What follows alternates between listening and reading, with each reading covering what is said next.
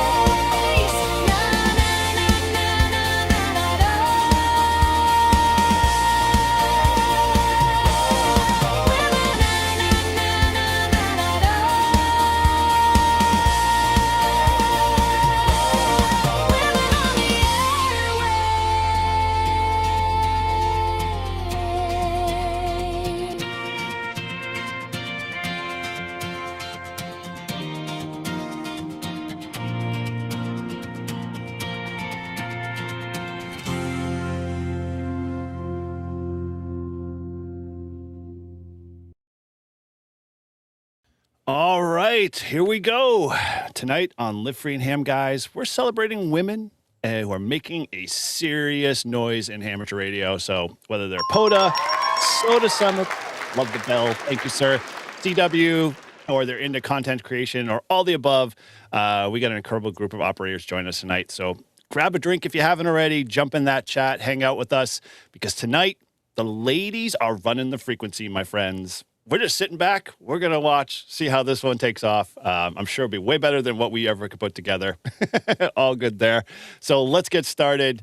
All right. Well, as you know, this is Live Free and Ham. Thank you for all the folks that are hanging out with us tonight. It's been pretty cool to see the response because you guys all know that, you know, ladies in ham radio, they are the thing. They are the ones all of us guys go, you know, trying to make contacts with. They you know, push the bar. They do some amazing stuff. So with that, we're going to talk around many things in the ham radio hobby there, but we're also going to talk around International Women's Day because this is a celebration of women and women in ham radio. So we thought this is going to be an awesome opportunity tonight to just hang out with some amazing women here. We've had many of you guys on the shows. Some of you are guest hosts on other shows. And, you know, you're all into some amazing stuff. And you, I don't know, for me personally, you run circles around me a lot. And I just, you know, can't keep up. And it's awesome to see, you know, definitely inspiring. So with that, you know, I'm Eric, N1JUR, and, you know, we're just going to kind of go a quick roll call. But before we do that, Grouch, hey, who's in the chat there this morning? My gosh, I'm still on Brew and Activate time here. You know, who's in the chat this evening, my friend? All right, so shout out to the people in the chat. We got Chris Bricker, we got Chris Radio and Life, we got Ham Radio Lady, Ham Radio Tube, Shannon Jabberjaws, who's also on here with us, Jeff AA4BC, Joshua CN87, K2EAG, Levi, Dave the Hillbilly Ham, Liberty Cave, Prep Ham Paul, Renee Martinez, Shannon KC10HT, and Tortoise This ADHD Life. Man, there's people popping in left and right. Kevin K0KLB. Sweet. Yeah. Awesome. Cool. Very chat good. Is hopping. Good. I'd love to hear it. I'm glad you guys all are here to celebrate and just hang out and feel free to say hello in the chat as well as we kind of get going here. So let's, kind of go down the roster here, just do a little brief introduction. There are a few on the way. It's Friday. Everyone's kind of just, getting ready to dive into the weekend. So we're hopefully going to see a few more that you may or may not expect to see here. So just sit tight. We're going to make sure we've got plenty of room for all of them to come hang out and whatnot. So, stay tuned, stick around because more are coming. So with that, Grouch, how is your, what's been up with you, man? How are things? I know you've been traveling. Yeah, well, so I reached my final destination for the time being on Wednesday, which gave me Monday, Tuesday, and Wednesday to do some 5-2 calling on my drive. I'll tell you that, the bands are quiet until you start making some noise. And several times, I would be losing the ability to hear somebody, but because there's noise, other people started jumping in. And so as I'm going, it's like I'm just picking up bits and pieces of other people joining in the conversation. So it just goes to show, make some noise, get out there, and other people are listening. They're just, I don't know, mic shy or something. Yeah, there's always more listeners than there are talkers, sadly, for a hobby that's very communication focused, but it's all good. Awesome, dude. Yeah, the 5-2 challenge Mike has put out. You check out N2MAK on that one. He's definitely, getting some traction on there. I'm participating, but we'll get to that later. So with that, good to get settled and making some contacts and looking forward to more, stories around stuff like that. So Shannon, long time no see. What's been going on? Shannon KOHT Shannon. Sorry, I should be clear. It's too many Shannon. From like 11:30 this morning until 8 o'clock this evening. Not too much. Just had to go pick up the boy child from school and made the rounds to Chipotle, the adult beverage store. Came home, got myself ready for the show, ate my dinner. The usual stuff. Mm. Were you saying Chipotle was the adult store, or you at two separate spots? No, Chipotle and Okay, the beverage store. They're not like next door to each other, because that'd be a very interesting combination for sure.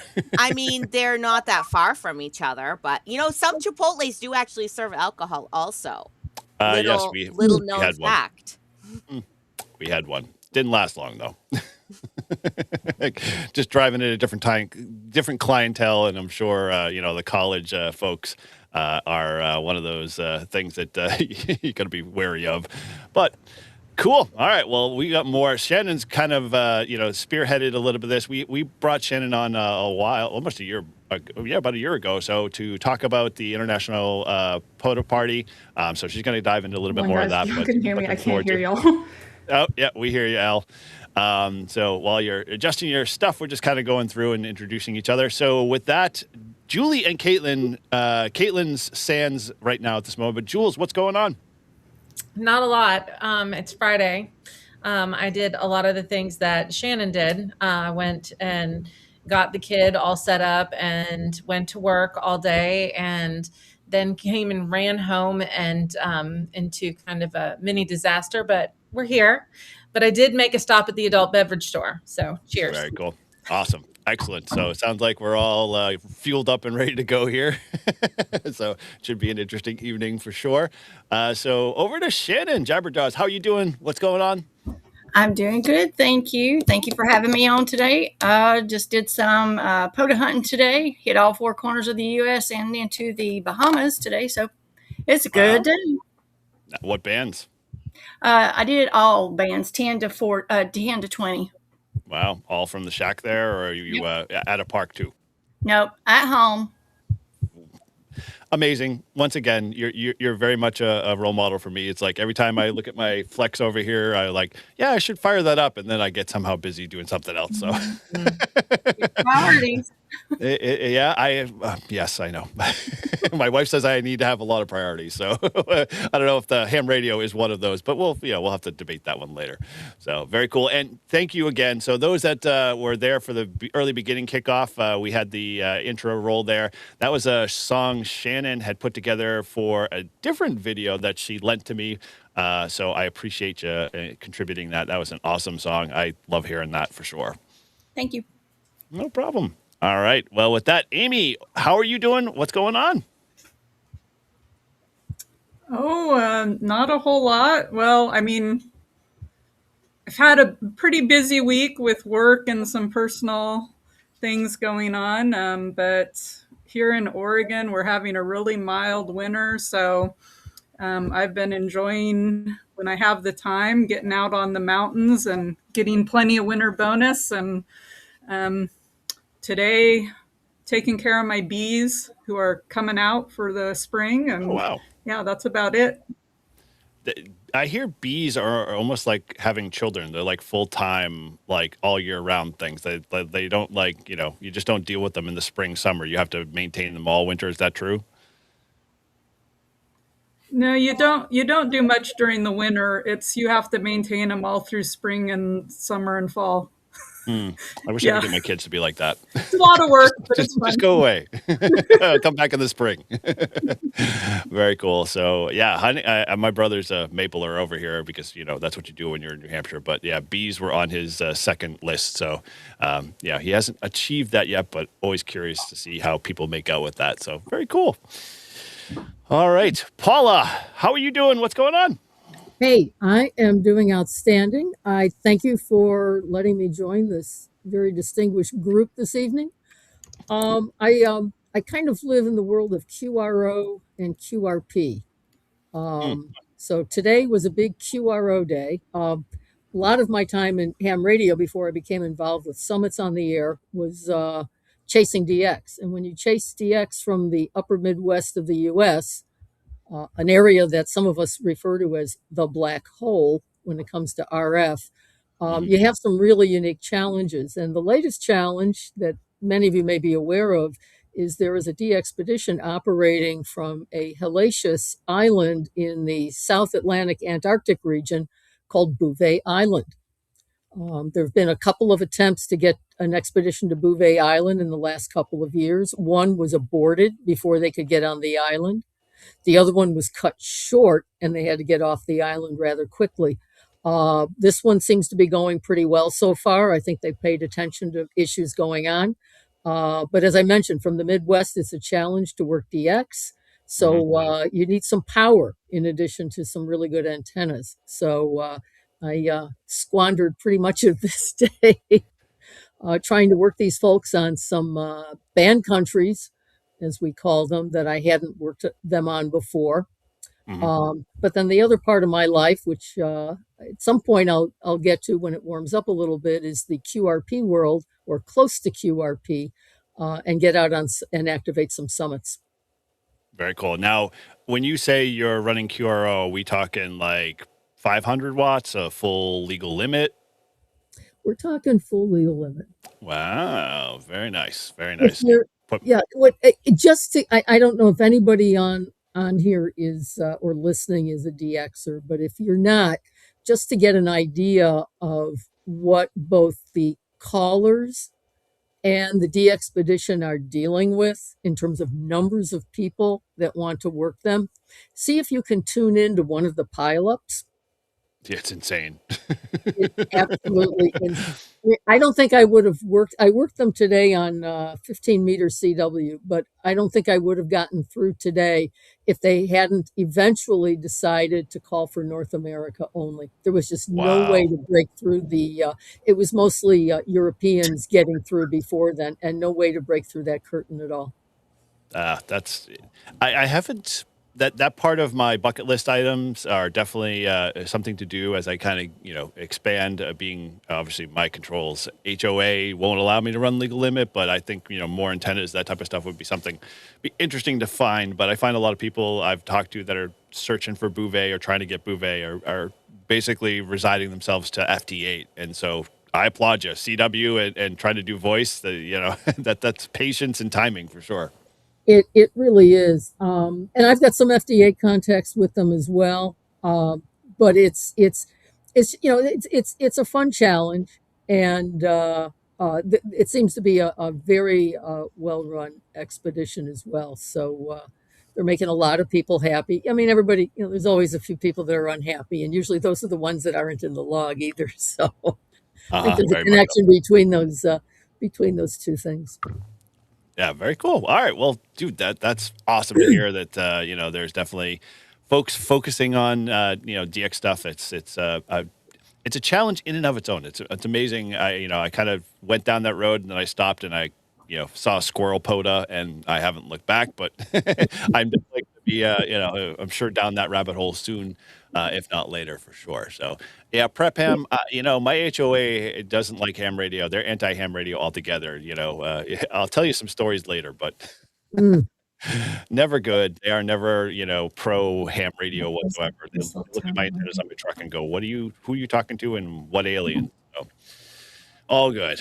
All right. Well, Elle is currently working on some logistical, technical issues, so we'll let her kind of get back into the fray in a bit. And I know Caitlin is either stuck in traffic or battling, a failed POTA activation, but she'll be here a little later. So sit tight on that. So if you're here waiting for those ladies to show up, they'll definitely be on the way. So we'll be here for a pretty good duration. So I guess to kind of start things out here, I would say, do you want to kind of frame, and I'll leave this to Shannon first. Do you want to frame out just, what International Women's Day is and kind of the whole POTA Party, and then we can kind of vamp from there and figure out where the road takes us?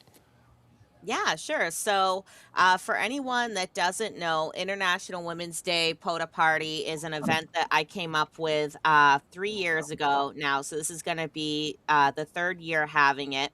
And it basically stemmed from the fact that I started doing POTA, I was having tons of fun, and there was a woman or a couple women in my area that, wanted to do POTA and wanted to get together and meet me. And I said, and this was, kind of like towards the fall or winter. And I was like, okay, well, once the weather gets warmer, let's make plans. Let's do a POTA together. And then I was like, you know what? Why have it just be like me and this one other woman? Why don't we extend the invitation to all women everywhere? So I ended up posting about it on the Ham Radio Got it Woman now. Facebook page. I looked at the dates and I was like, okay, like Or what maybe would not. be a good date for us to do, a big event with lots of women doing POTA? And I picked International Women's Day, which is March 8th, which is sort of like not the best date for weather, especially if you live in the Northeast in New England. It Yeah. can be, very cold or wet. But I thought that that would be like a really good date. And actually, it seems like International Women's Day is becoming way more popular because, I just found out Steam is having a Women's Day sale on video games. And International Women's Day is actually marked on the calendar that I bought for Miles to hang up on the wall. And I found out March is Women's History Month. So it seems like this is something that's going to be growing. So I think that the event is going to grow with it. And the fact that, we're sitting here on this, live stream now with all these great ladies and really shows how it's grown in the last year, even from, the previous years. And I think this year we're supposed to have like 60-degree weather. So it's going to be like Mhm. the best weather we've had in 3 years. So I'm super excited about that. So the premise, yeah. So the premise of the event is basically just to encourage women to get out there, partner up with a friend. So if you are the POTA expert, find a friend that you can bring that's maybe a little bit more of a POTA novice, or maybe someone who's not licensed but might be interested in learning more about what ham radio is. If you are if you're possibly interested in ham radio, but you're not licensed, or if you're licensed, but you don't really know what to do with your license, then, look around and find a POTA partner and, go out and learn more about what makes POTA so much fun. Yeah, yeah, definitely. We all, if I'm sure a majority of our audience here, definitely in the chat, are all, have done POTA or hunted POTA or whatever, and I'm sure you guys all have done it in some level or another. It's kind of like a gateway drug. I mean, it's like literally once you get into it, you're literally like, okay, I'm ready to rock and roll. I can't stop doing this. And then you find that tomorrow you wake up and the next thing on your mind is like, oh, I got to find a POTA. I got to go, you start, you homepage, your browser is POTA.app. You have problems is basically what it boils down to. So I'm sure it's very much sort of like a lot of the SOTA folks like Amy and Paula. You got, us POTA guys. I'm going to say it outright. You can shut me down on this one, but POTA people, they're a unique breed, but they have it easy. You SOTA people, how to show us how it's supposed to be and show us the difficulty to getting to the summit. And then once you're there, you're like, look at all the contacts I make. Like you just I don't know. It's mind blowing to me because every time I'm like, oh, I'm going to go do the 4,000 footers like with Grouch last year, I thought like, oh, this should be a piece of cake. Yeah, heck no. there's a whole element of like physicality that like I just don't check the box ever. So I appreciate what you guys do for sure. So, all right. Well, Elle, you're here and alive. Your audio working now? Hi, can y'all hear me? Yes, we can. Excellent. Okay. Well, let's do a Thanks, quick Eric. introduction. So say hello Yeah. and what's been going on. Welcome. First off, so sorry. I feel extremely awkward trying to get onto the stream, probably like flashing in and out. So sorry, guys. But hi, thank y'all for having me, and thank y'all for being patient while I worked out some technical difficulties here.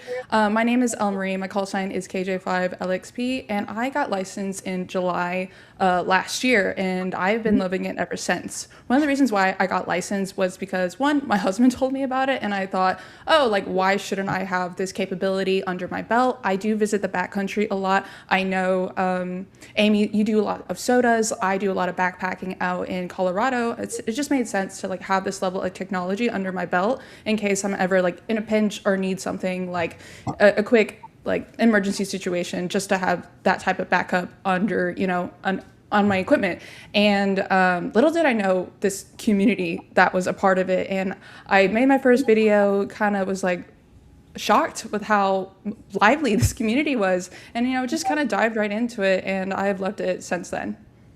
Very cool. Yeah, there are many, obviously, I mean, that have just like in the past 6 months taken off just on the YouTube side of things, but it's been like, not like you're like a spark and you're gone. You've just been like, your channel and the stuff you do put out is pretty amazing, pretty cool to watch, and I'm very like encouraging, even me being a 30-year-old ham and just seeing, a fresh, take on something. So, the fact that you captured that one SOTA event you did, and it's like you literally carried about 45 pounds up the mountain, and I'm sure Amy and Paula are like, what is wrong with you? Like, that's a lot of weight. Going all the way up the mountain and then get up to the top, and it was like 100% 30-mile-an-hour winds. I mean, if anything, that was the most extreme SOTA I think I've ever seen on video. But that's exactly an awesome experience, and I'm sure you learned a lot. Oh yeah, I think that whole SOTA event, I think the one you're talking about was Red Mountain #3, and we were all amateurs with SOTAs. It was all of our first time doing SOTAs.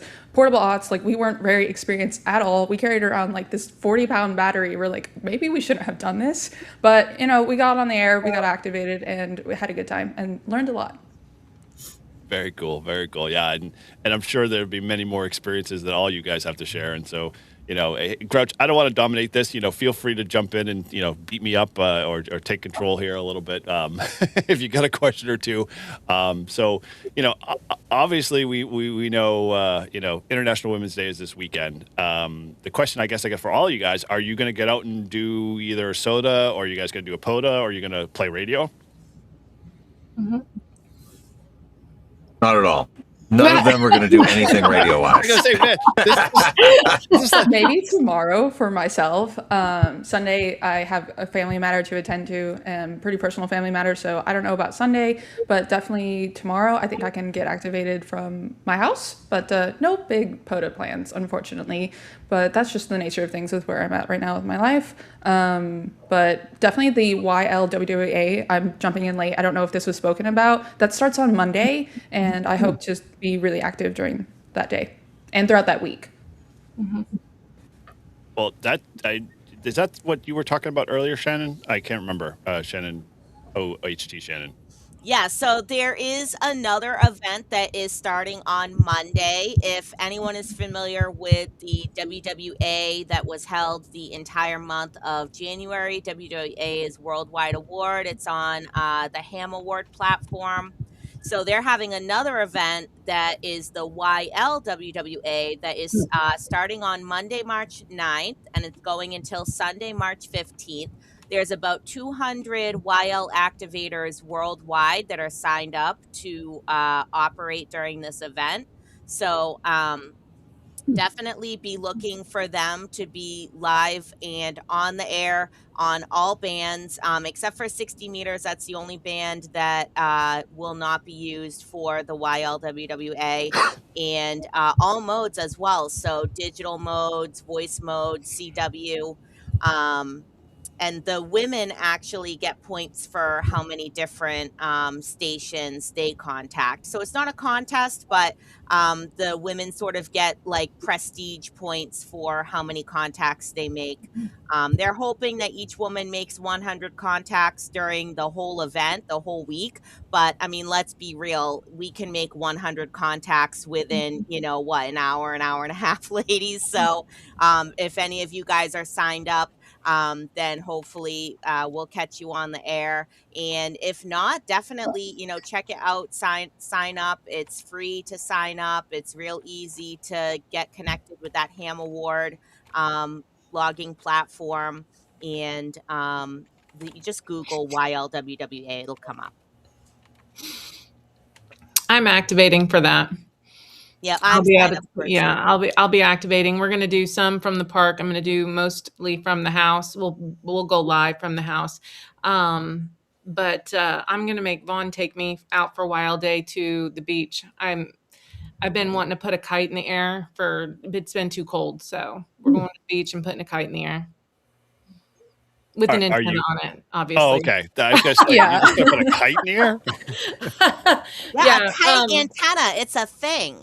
And it's actually something that I've always wanted to try because I live 3 miles from the beach. It's amazing. And my understanding is that they used kite antennas in World War II Really? to help facilitate communications. So I've seen some YouTube videos about it. And hopefully that's something I'm going to try. I'm not going to try it on this YL POTA Party day, but someday in the future, it is my goal to try a kite antenna.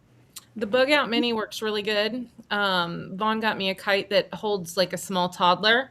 So it'll lift 35 pounds in the air. It's fantastic. And the first time it happened, it was actually by mistake. We were out there, we had the mast and it was too windy. And I said, well, I'm gonna put my kite up. And we basically both had the same idea at the same time. I put the kite up, it shot up 200 feet in the air like nothing. And we both kind of looked over at it. And he walked over and he flicked it and he was like, I think a little antenna. And I was like, I think you're right. And we had such a good time. It works great. Is it pink? Yeah. Good requirement. Good. Yeah.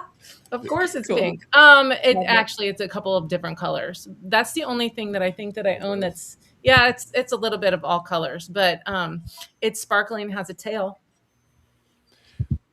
You need to talk to Matt about getting a pink colored antenna wire. Yeah. Mhm. I just looked at my handler. Yeah. You need to My do that. my production assistant off stage. He's equipment. I'm entertainment. I'm hardware. I was being very nice about that. But anyway, yeah. I know that Elle is participating in the international YL. You're activating, right, Elle? Yes, I put my call sign on the website, so it should be on there when you look at it. Yeah, no, that The I saw site. yours, but I didn't know if any of the other ladies were. Now, so I got a question with the antenna part. Have you done the kite antenna yet, or anybody done a kite antenna yet? Yeah. Okay, and so I've been how told effect- about it, so I just need to get going with it. I need to buy a kite first. So, Julie, if you know what kite that you use that DX holds that small Engineering, right? timer, okay. That's when we bought the one from DX Engineering. It's Okay. I'll they send you a sell a link. special Soda antenna beams, I kite? think. Cool. But the first time we put one up, it was like Dollar Tree special, the one you throw away when you're done with it. It worked great too. Huh. Perfect. Got one next door. I mean, yeah, it just goes to show that like you don't have to spend a lot of money in ham radio to be able to make something that works, Mhm. right? If Right. it works, then it wasn't stupid. And if it doesn't work, then you learned that not to use that again. So, Yeah, it's good. exactly. It's a hobby of learning. And that's, that's what I think, maybe would help to build some confidence for, not just women, but people in general. Like, don't be afraid to fail in this hobby because you actually learn more from a failure than you do from a success. And that's what this hobby is kind of all about. Do you guys kind of feel the same way? I do. Absolutely.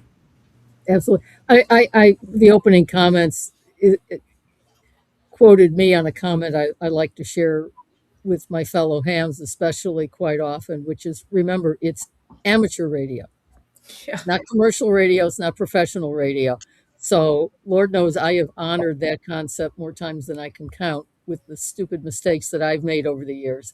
But, Shannon, you and others that mentioned this, you're absolutely right. This is how we all learn, and sometimes how we best learn is by making a mistake. And there are some mistakes that can literally be fatal in ham radio, but mercifully, in today's world, with the way the gear is made, those opportunities are greatly limited. You want to be careful if you're going to poke around in an amplifier. But short of that, there's probably not a whole lot you can mess up that's going to be really, really horrible, and or that can't be fixed, and you'll learn. Mm-hmm. Yeah, good advice. Good I advice. have a story that might be of interest that's I've told locally that was like a failure that turned to be quite a day. I went to hike a summit that was on my list for quite a while. Rough, rocky, Northern California mountain. I got all the way up there. I forgot my antenna. And I had driven down to California to do this mountain plus 3 others. I was familiar with the other ones, but this one had been on my list for a while and I forgot my antenna. So it's pretty much my day's shot because too rural for 2 meters. Turned out there was a rusty piece of wire rolled up from an old telegraph line that went up to a nearby lookout. And so I rolled out that wire and managed to jury rig it to my KX2. And I ended up reaching Japan. I mean, this is 10 watts, Japan, New Zealand. And one of the Japan stations was able to reach me. I ended up rolling that wire up and carrying it down the mountain and taking it to 4 more mountains that day. So, yeah, at first I felt that it was a total failure of the day, that I was heading home, everything was called off, and it ended up being quite an experience. And a lesson Amy. that a KX2 can tune anything. Amy, do you do CW or When in doubt, ST? try it out. Wow, I am not worthy. That is amazing. That is amazing. Yeah, the KX2, the joke, the KX2 and the KX3, those internal antenna tuners are so good. They'll tune up anything or nothing. More than once I've been like, I'm not hearing anybody. And it's like, oh, connect the coax. It's good to know that I'm not the only one. They'll tune. They'll behave like, the tuner will behave like you just, you just did something correctly, and then you'll realize, no, wait, it just tuned air. How did that happen? Getting a local contact. I don't understand why I'm only getting people locally that are a mile away. Wow, that's awesome, dude. Yeah, Amy. Holy moly! Once again, I'm blown away. I'm shameful. I'm just going to hand you my ham radio license at this point because I pack it up if I don't if I don't have an antenna on my truck, and it's like, oh, I'm going to walk away from the POTA. I'm shameful. I'm going to go hide. So curious, obviously, who all you guys have a unique, different story. So, like, who? I'll throw the question out there for anybody who wants to pick it up. Who first pulled you into ham radio? I'm always curious about that.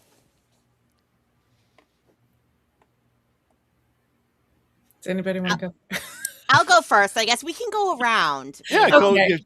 Please, you guys run the show. I'm just gonna, keep the flow going. So, I've kind of talked about before how I got started a little bit in ham radio.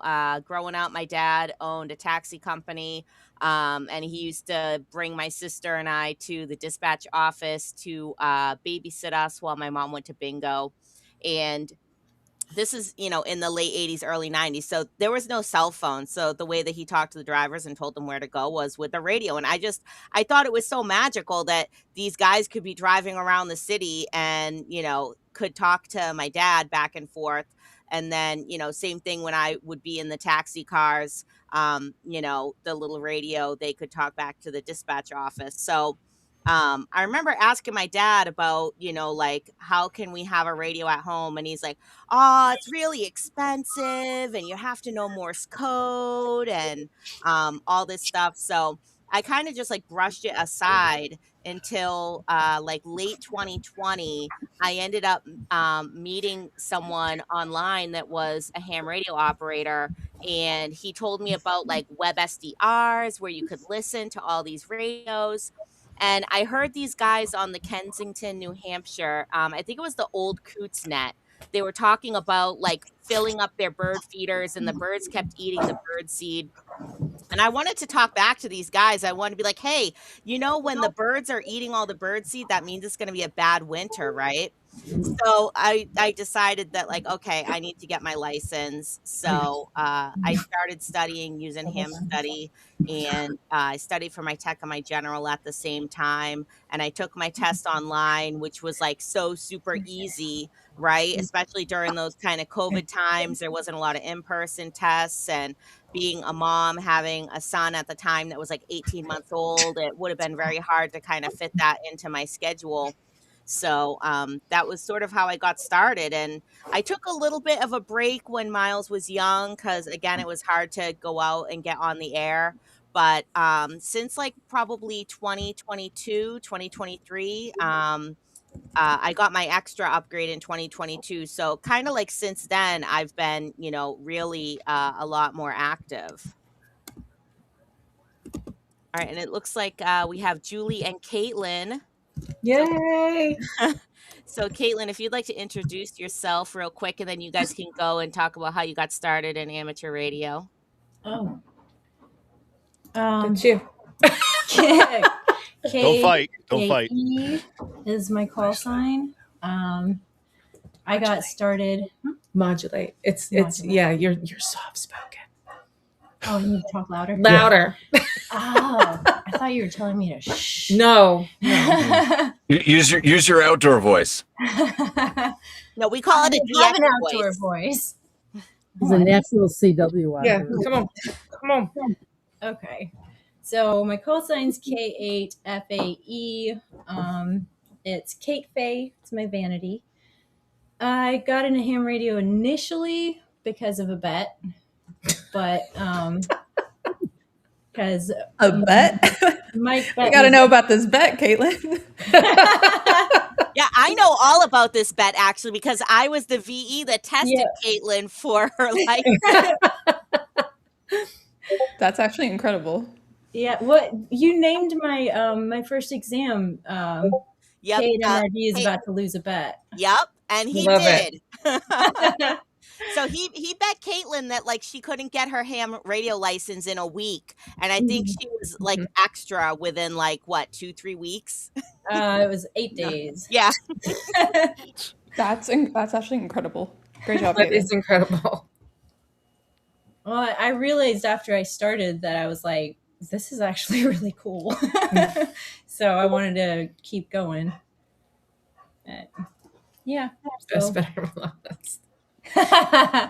You right, Mike. You right. So, what are we doing? Are we still going around the horn? Yep.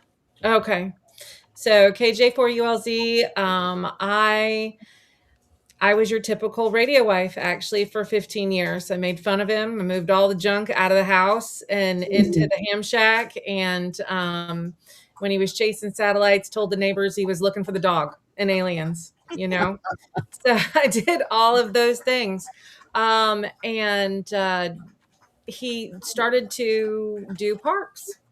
And he looked at me one day and he's like, I'm going to go out to the battlefield, out to Dade, and we're going to activate the park. And the first thing I thought was tannerite and gunpowder. And are you blowing something up? And do I need bail money? And he's like, no, we're going to play radio. And, they've got a museum and stuff. And I was like, well, I want to go. So we went and we did that. I started to tag along to different activations because he would go to cool places and then take me out to dinner to a nice restaurant afterwards. So I was like, I'll go. That's awesome. And little by little, he was like, hey, can you grab that wire? Hey, that thing that blinks over there, will you unplug that from that? And slowly and surely, my only experience with radio really up to that point was 2 meter. I knew all the 2 meter guys. So it was nothing for me to yell over top of him in the car and be like, hey, what is Peg cooking for dinner tonight? Or, Ken or whatever. I didn't know POTA was different. I still don't. So, and that's how I activate. And I actually met Renee, W1INE. I tell her every time, I said, Renee, I'm all your fault. Because I met her at a tailgate and I was considering getting licensed, but I was still really like, I don't know if I even will understand any of that. Electricity and electronics is not my gig.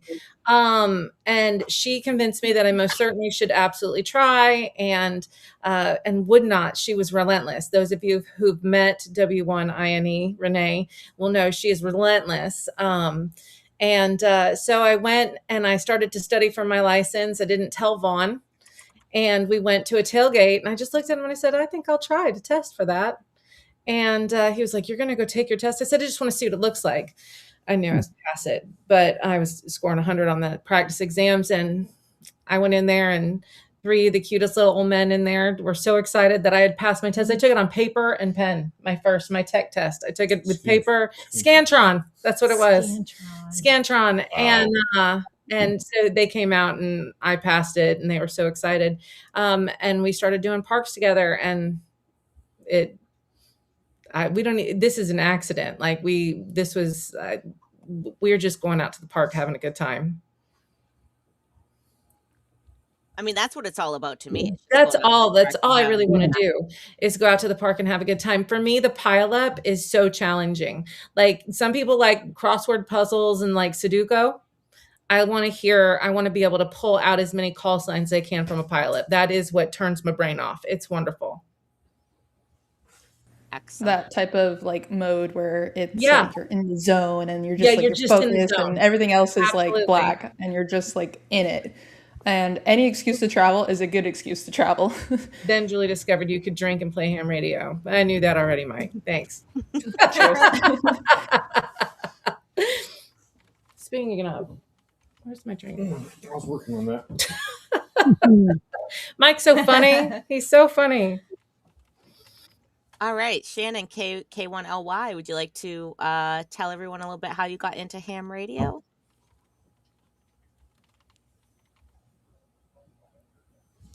Shannon, are you muted? You're muted, Shannon. I'm sorry. I was trying to keep the noise from the dog pouncing around. So anyway, I got started in ham radio by accident, but then turned into, like Julie said, or I think it was Julie, a competition between myself, my husband, and two other operators from our old club. We all decided to rag each other and see who could get their license first. And I studied for about a week, got my technician, and then went through. And within 6 weeks, I had my extra. But it was actually because of a need for emergency communications. A couple years ago, I had the need to call 911 for a medical emergency I was having home alone, and the cell phones were not working. We did not have landline, and I had no way of getting 911. So after that incident, I decided to go ahead and, consider it. But when we decided to start teaming up against each other and competing, we all got into it and decided just to go with it. So my first activation for POTA was almost a year and a half after I got my license. Never really got on HF until hearing about the POTA Party. And my first activation was a POTA Party of 2023. And so it's been nonstop since. So that's basically how I got into it. And What's now been your favorite POTA? you're a POTA queen now. Not a queen compared to some, but it's all I talk about 24/7, 365, and it's what I want to do all the time. So, yeah, a little bit of an addiction, as they say.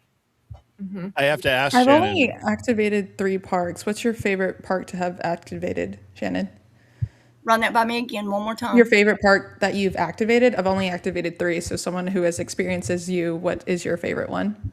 Funny thing is, I've only activated 11 parks here local to me. And my favorite one is in Georgia, North Georgia. It's the Lake Notley Dam area. Love it. That's where we have all kinds of fun experiences and all kinds of visitors to join in. And I've talked with Eric about it before, but when you get surrounded by chickens during a activation, it gets kind of funny. Buck. Fun. Box, right? Eric, you were going to ask something? I forgot. Sorry. I'm enjoying. This is awesome. I love the fact that you guys are you control the show. Have at it. I'm just gonna pretend to look. I'm gonna look pretty over here. I guess this small little view. But anyway, go on. I'm starring all the questions. So once you guys get through with this round, I'll throw a question up for you. I just wanted to follow up with Elle. She asked about the park activations. And believe it or not, only since 2023, I've only had 183 activations. I don't know where everybody else stands, but I'm just assuming that's kind of low. That's like 180, 76 or something more than me. So that's pretty good. But I guess I'll segue into why I got into amateur radio when, like I said, when I first joined, those just joining in, my husband was the one who first told me about it. Ironically, though, he's not licensed. I'm the one who's licensed. And so I do have a technology background. So I studied computer engineering. I have experience in software development. And so I have a lot of experience with programming microcontrollers. So all the metastatic boards, all those like ESP32s, the ESP82s, all of that connectivity kind of like interests me. And then when I heard about amateur radio, understanding all the electricity components and my background and how it could also supplement my outdoor lifestyle, I said, oh, like this is something I should have had for a very long time now, but why am I just now hearing about it? So I said, I need to get this. So I got my license and didn't really understand what I got until I first made my first couple QSOs. And I was actually like so mystified. I don't know why. Looking back now, I'm like, I was like, I don't know, not embarrassing to say how mystified I was, but I was just like blown away that I could be like in my car or like in my home and like be talking to someone like in Germany without my phone.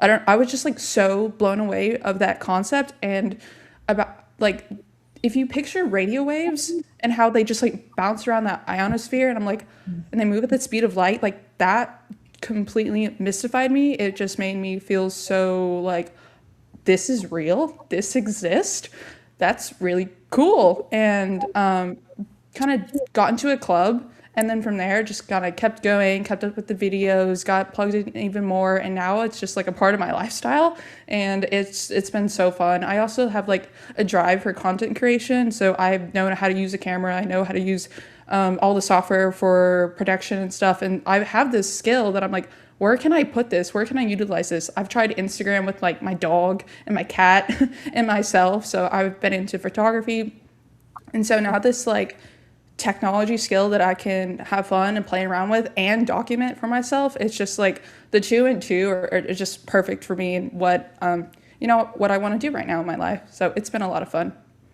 And the community, like 10/10 or like 20/10, like everyone here is so amazing. Everyone here has been super kind, super encouraging.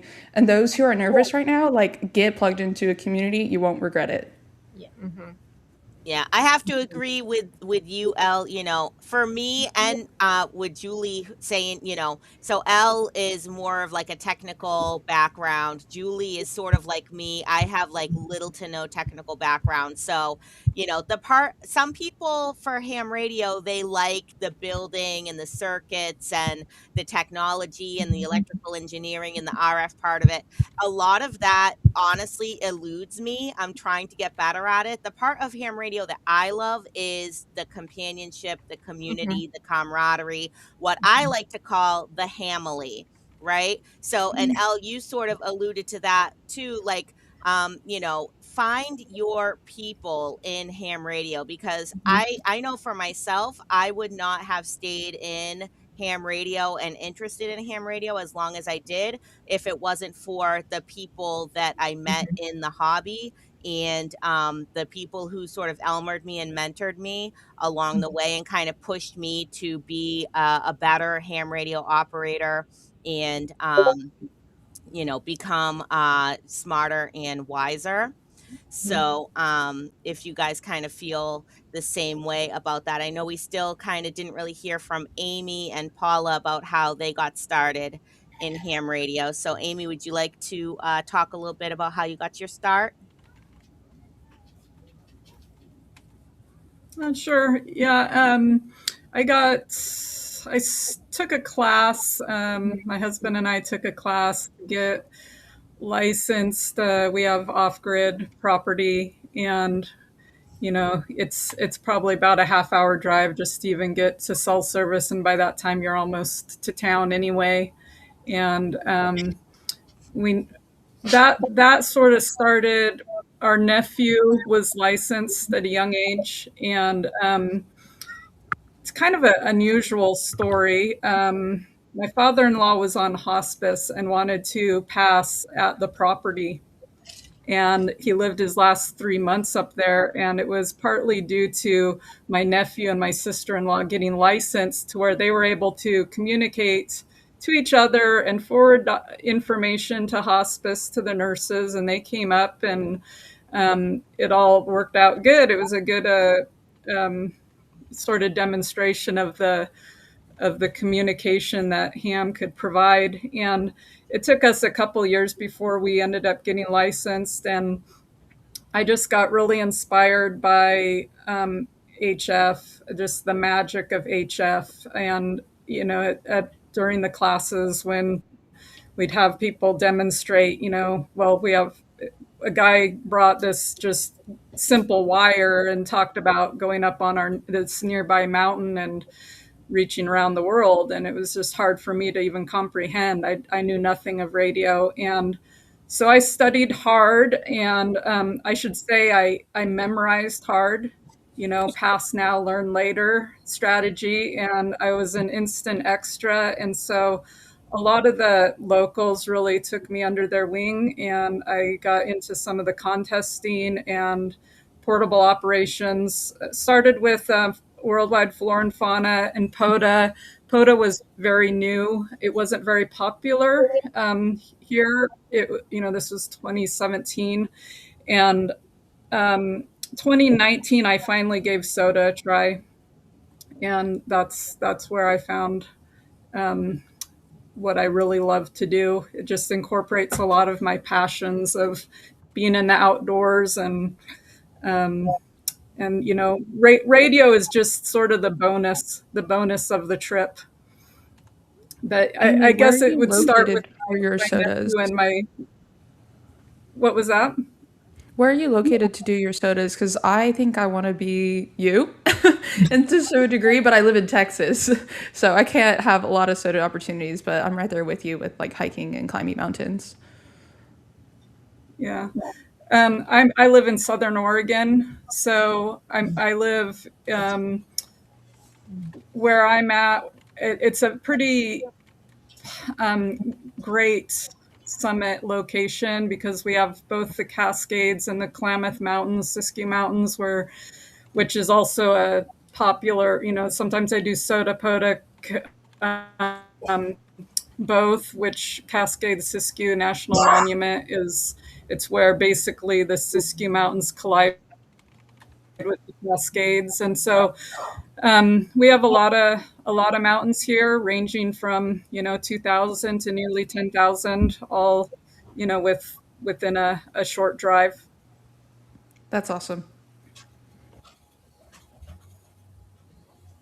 Yeah, the White Mountains, New Hampshire is also another great spot for POTA and SOTA. I've never actually sodaed. One of my first activations was Mount Agamenticus in Maine, which is a SOTA and it's also a drive up. But had my station was attached to the car, which is not allowed for SOTA. So maybe someday I will SOTA that. Um, and also Mount Washington is a 10-point SOTA and it's a drive up, just so you know. So Crazy. Shannon, what was the name of that one you first said? Mount Agamenticus. That one. Yeah. Mount Aggie. Oh, okay. That's Yeah, and You that said was that like, really fast, and I was like, "Woof!" Is it in Florida? Because it sounded Indian. well, there In are Maine. also Indians in Maine. So and that was like the first time I ever had a pileup too. I think Maine is one of those states that's like not very often activated. I hear a lot of people say they need Maine. So and maybe for POTA it's not activated that often. So I had a pretty big pileup that first time, so that was pretty exciting. That sort of like definitely got me hooked on POTA once I did that. Um, Yeah, I mean, I don't know where this. with SOTA, it's mainly it's mainly QRP, and like my first SOTA, I was lugging the 25-pound radio up and 100 watts, and that was definitely a mistake on CW, beginning CW. It's kind of a window to learning code because it's such an advantage to carry light.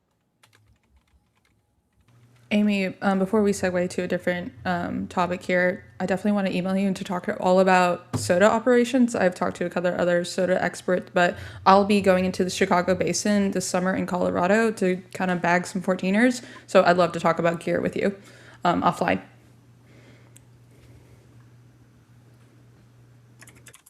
Sure, anytime I know that early on there was a comment of somebody that wanted to do SOTA, but they were kind of intimidated by the registration and logging.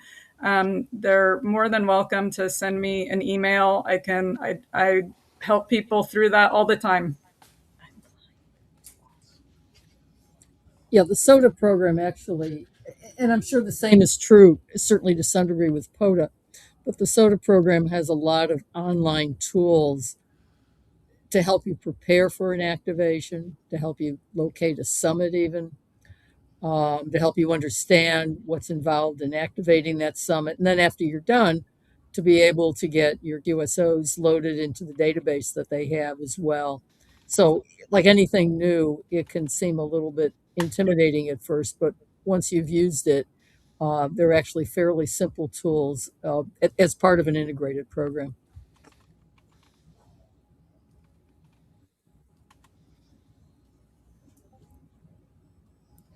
Cool. And that put a damper on everything. No dampers whatsoever. Just everybody's has to unmute and whatnot. So, just quick, Grouch. You want to jump to a couple questions before we kind of keep plugging away? Yeah. So Eileen wants to know how. Hear from Paula how she got started. Okay. Well, Take Oh. control of this, girlfriend. Jeez. I'm just a small little screen down here. Ignore me. I want everyone to be heard, and I don't want anyone to feel left out. So 100%. I'm with you. Go. No problem. Um, I'm the only ham in my family, and I don't just mean my immediate family. I mean like as far extended as I can think of. So how did that happen to me? My dad was very handy with electronics. He served in as an electrician's mate in World War II, so he had an interest. When I was growing up, he had a like a Helicrafters SX 98 or 99 that he would listen to in the evenings, and he would copy code. He would copy like ship to shore communications and things like that. So he had the code nailed down. And I think he wanted to get a license, and I have no idea why he never did, because he had what most people consider to be the most difficult part, learning Morse code at the time, nailed. And anyway, that kind of planted the seed. And if I'd been granted a wish when I was about 10, 11 years old, I would have gotten a license then. I remember going to the local drugstore and seeing on the magazine racks QST. This was back when QST was in its smaller physical format. And I would pick it off the shelf and I would look through it. And of course, I didn't understand hardly a thing in it, except the fact that it was written in English. But it fascinated me no end. So I think part of what got me interested in amateur radio was this exposure through my dad. But there was some inherent element in me that just found the whole topic exciting in the same way that, your taste buds say you like chocolate, for example. But fast forward over the next decade, I didn't get a license. The high school I went to actually had an amateur radio club, but at that point I was doing other extracurricular activities at school. Never dawned on me to do amateur radio. It wasn't until my last quarter at university that I decided to get the license, and that was because the campus radio station, the amateur radio club, offered a class. And I was like, oh, yeah, I always wanted to do that. So I got into the class, and this was back in the days when the first license you got was a novice. And the testing then for the novice was very much akin to what the VE program is now, but they only had the VE program for novices. So I had a written test from the two guys running the class, and then, the code test. And then one of them came over to my house one day. This was after I had graduated from college that first summer, and gave me the written exam. And I waited 3 months and I got my novice license. At that time, I think it was only good for a year, maybe 2 years, and you had to upgrade. So I kind of went through the normal upgrade process. And again, this involved going to the FCC office. For me, going to the FCC office in downtown Chicago. So I went down and got my general, got my advanced, eventually got my extra. But at that point, I was doing that through the VE program. So it was a little bit more civilized at that point, and a lot easier to get it. And I think early on with ham radio, to me, it was always HF was the attraction. And I got bit by the DX bug. I think I worked my first DX in the ARRL-CW contest in February after I got my license. And I was just like so excited. I think I worked like one of the PJs, like PJ2 or PJ5. And I thought it was the greatest thing in the world. So that got me into DXing. I didn't get involved with SOTA until the last 10, I think this is my 10th year in SOTA. I did my first activation in 2016. I did some chasing for a couple of years before then. How I found out about SOTA, I have no idea. I cannot remember. But it just seemed like the coolest thing to me because I love being outdoors. And here I could go outdoors with the radio. So that kind of started my SOTA journey. And as I mentioned earlier, I kind of have feet in both the QRO world, high power, and the QRP world, lower power, as a result. If I may here, Paula, a couple of things. What you just said about universities, I completely wish there was more of. So whenever I was in university, people have asked me, how can we get amateur radio exposed more? How can we bring in the younger generation? And I've said, if I was probably in university and saw something, I probably would have approached that table. But I did not, I was not exposed to it in my university years. And I think to bring more people in, more young men, young women, even all generations, honestly, because kids go to universities too for summer camps and stuff, is about exposure. And we need more like boosts set up for amateur radio. And so that's really cool that you were able to experience something that I wish there was honestly more of to today to bring more people into amateur radio. And I had a question for you. If for because CW is no longer in test. How did they test for CW to make sure that you passed? Was it like dots and dashes on a paper you had to circle with the message read, or did you Oh, also well, have to like receive Morse yeah. and then like what was that like? Actually, very interesting you should mention dots and dashes on a paper. So if you're going to learn CW properly, you're not going to be thinking about dots and dashes. And you're really, other than at the very, very beginning, maybe to get the rudiments, you're not going to focus even on a piece of paper. Why? Because that's not what it sounds like. And it no more than you would learn how to speak English by reading the words. So when you learn CW, the best way to learn CW is to learn it by reference to dits and das, which is how you're actually going to hear it. And for the test, what they would do is, it changed over the years until they got rid of the code requirement entirely. But I think it started out they would maybe send a minute or 5 minutes of code, and you had to have 1 minute continuous of error-free copy. When I took for my extra class, I had to take the 20 word per minute test. And I think they had you copy, and then there were 10 questions you had to answer about the content of what you had just copied. So you had to be accurate, but they weren't necessarily looking for, consecutive characters over a minute being accurate. Because, in fact, a lot of times when you're copying code, in reality, you may be copying in your head or just jotting down enough, and then you know what the word is, and you don't have to jot down every single letter. So that was a much more, in some ways, a much more practical test. For sending, I only got tested once for sending, and it was when I went to upgrade from novice to general. And I knew that was a possibility, so I had a Nye Viking straight key I took with me. And I only got tested at the very end of everything else. If you didn't pass the code test, you had to go home. There was no passing an element like you have now. Passed the code test, passed the written, and then before I left the room, one of the FCC guys had me come over, plug in my key, and demonstrate that I could send. I actually was pretty fast sending with a straight key. I had those contacts as close as they could be without touching. And I think I rattled off like 10 seconds, and he kind of just waved me off like, yeah, okay. And that was it. But they actually Wow, did tests to see if I that's could cool. send as well. Yeah, because they don't test it nowadays, so I've never have heard what the test was like when it was required. Right. So thank you for sharing No, it's a that. great question. It's a great Yeah, question. and for anyone who is interested in learning Morse code, actually, because it seems like we have a few Morse code operators here. Amy, you mostly do Morse code on SOTA, and Paula, you also.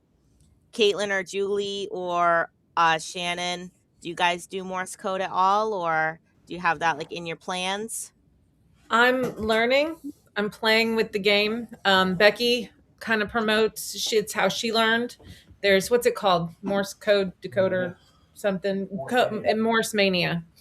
So I play with that a little bit. I wasn't really interested in it at all, and then I decided that one of us probably should be able to do it. So might as well be me.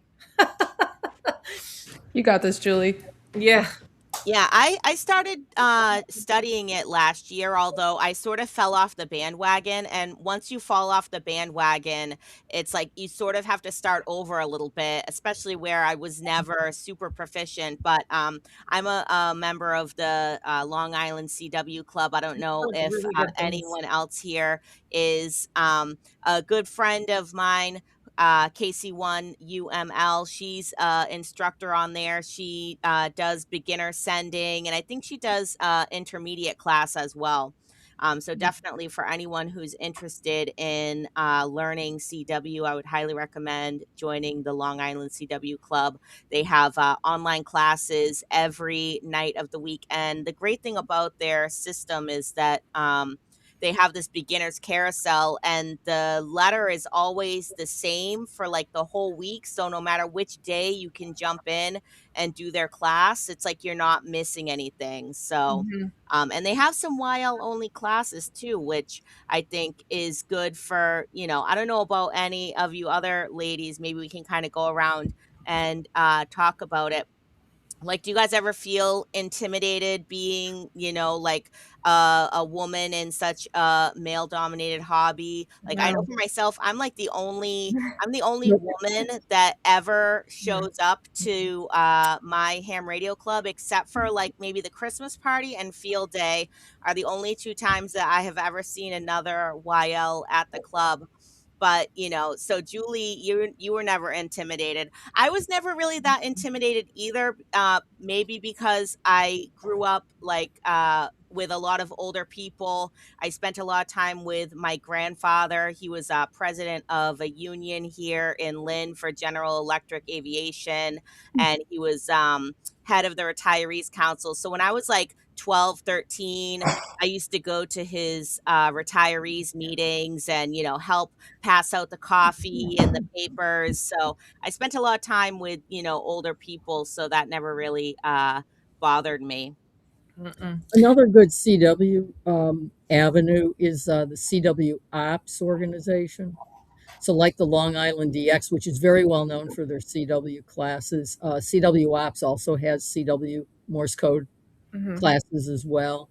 And another option is the ARRL does online, rather over the air practice that you can tune into, but you can also download those files. When I was trying to up my speed a bit, I downloaded files, and they're at all different speeds. And you can download whatever works for you, and you can play it back, and you'll get a good mix of letters, characters, punctuation, and everything else. Yep, that's a good point that yeah, the ARRL has those code bulletins that they send out, and they have all different speeds, which is great. And then the fact that you can download those online. So, if for whatever reason you can't listen at home, or like if you want to listen to it over and over again, because that's how you learn, is that repetition for Yeah, sure. your point is well taken. You really need, nobody is just gets it. Everybody has to practice at it, even the people at high speed. And the more you do it, the better you get, the more accustomed you get to it. Mhm. Excellent. Now, do you guys do you guys mostly do HF, or do you guys do any like VHF, UHF? Do you do any like nets, or Um, besides POTA, what would be like your second favorite thing to do? And we'll start with Ellen, we'll go back in the other direction this time. yeah. Thanks, Shannon. Sorry, probably because I just said first. Because if you've never done fox hunt with like a group of people, they are so much fun. I have done 3 so far. I've only filmed one, and it's the one I have on my channel. But it's hard to film when you're doing a fox hunt, honestly. So I just go out there and just enjoy the fox hunt. It's so much fun. You get your little handheld, you get your attenuator, you get your Yagi or Yagi, however you want to say it, and you just kind of search for a signal. You drive around in a radius, and if you've never done it, find some people, gather some friends, and go fox hunt. And that's all UHF, VHF. Honestly, I think it's UHF, and it's really fun. But otherwise, I'm kind of been on general bands lately, or like general privileges since I received it. I want to get back more into UHF, VHF because that's kind of where I started and kind of where my roots are in my channel. So I want to come back to it. It's more, it needs more attention than honestly what it's has, because there's so much potential within that area. You can do a lot of content in that area of amateur radio. But my favorite probably activity with UHF VHF are fox hunts. Yeah, that's a good point too. And I've done some fox hunts with my radio club, Cape Ann Amateur Radio Association, and I brought Miles. Actually, for anyone who doesn't know, I have a 7-year-old son. His name is Miles, and I think fox hunts is a great way to get kids involved. If anyone here has been to Hamvention, they have a ARRL youth rally where I think it's kids, they have to be 9 in order to join because I think they kind of take them out on their own without their parents. But they do balloon launches, they do a fox hunt. If anyone here knows K9OL, who jumps out of the planes and makes contacts on the way down on the parachute, he has made contact with Miles actually using my call signs. So that's really cool with the fox hunts. And I think that's like maybe something that people in ham radio they sort of forget about, right? We get so wrapped up in HF sometimes. I think we forget about some of those other ham radio activities. How about you, Paula? Like, what is your second favorite ham radio thing to do if you're not doing SOTA? DXing. Hmm. And after that, I mean, I have to say, I made a career change. I entertained for a bit a double E degree when I was at university and decided not to go that route, went a little bit different route. And after about 20 years, went back to school, ended up getting a degree that exposed me a bit more to computers and technology, although I'd been noodling with computers before. And I have to say, as a side thing, I really like troubleshooting issues, not just computer related stuff, but often in my own ham shack, it ends up that I'm troubleshooting how come I'm no longer keying my radio with FT8? Did a COM port suddenly get disappear on me or whatever, and on and on. And I actually like noodling on that stuff and trying to figure it out myself. Occasionally, I do post to a reflector when I run out of ideas, and sometimes just the process of putting that post together makes me think of some other solutions or possible solutions I could try. But I enjoy that as well. Hmm. Real geek stuff. And how about you, Amy? What's your second favorite thing to do in amateur radio if you're not doing a SOTA? Probably contesting, but kind of similar. I mean, I like to do a expedition. I like to just drive to a location, and like I've done. I live about 20 miles from the California border, and so the next county down is Siskiyou County, California, and so for a while, I was one of the only ones in the California QSO party that would be activating, and so that was fun. You just the fun of going to a location and being chased, and same with I've done that with the 7QP party. So probably just kind of the expedition contesting. Excellent. How about you, Shannon? K1LY. What's your second favorite thing to do in ham radio besides POTA? Well, actually, I enjoy doing nets. That was one of the things that helped me be able to do POTA so well, is to be able to do the nets, pick out calls and stuff like that. But I like doing that and to be honest, stuff with Skywarn, weather, those kinds of things. Anybody on my Facebook friends page is going to see that all the time. So you see me doing a lot of PSA stuff as far as for Skywarn and stuff like that. All right. Yeah, I'm a net girl too. For anyone that's, been sort of a long time listener of like well, no, I guess not a long time, but I've been on Brew and Activate for a few months now. And every morning, basically, I join this net at 0830. It's called the Pokey Net. It's been going on pretty much continuously since like the 1960s, as far as anyone can remember, and it's from a club that's been around since like at least the 40s or 50s, the Pocahontas Amateur Radio Club. I just happened upon these guys one day when I was out for a POTA in the morning after dropping Miles off at school, and they are like the friendliest bunch of guys that you would ever want to meet. It's a very casual rag to round table format, so there's very little stress. Um, and even if you can't think of something to talk about, it always starts with the weather. So I'm so glad I have a weather station at my house, so I can always pull up my hyper local weather and give them the weather report. They just love that. So everyone should join a 2 meter net at least once in their ham radio career, I think.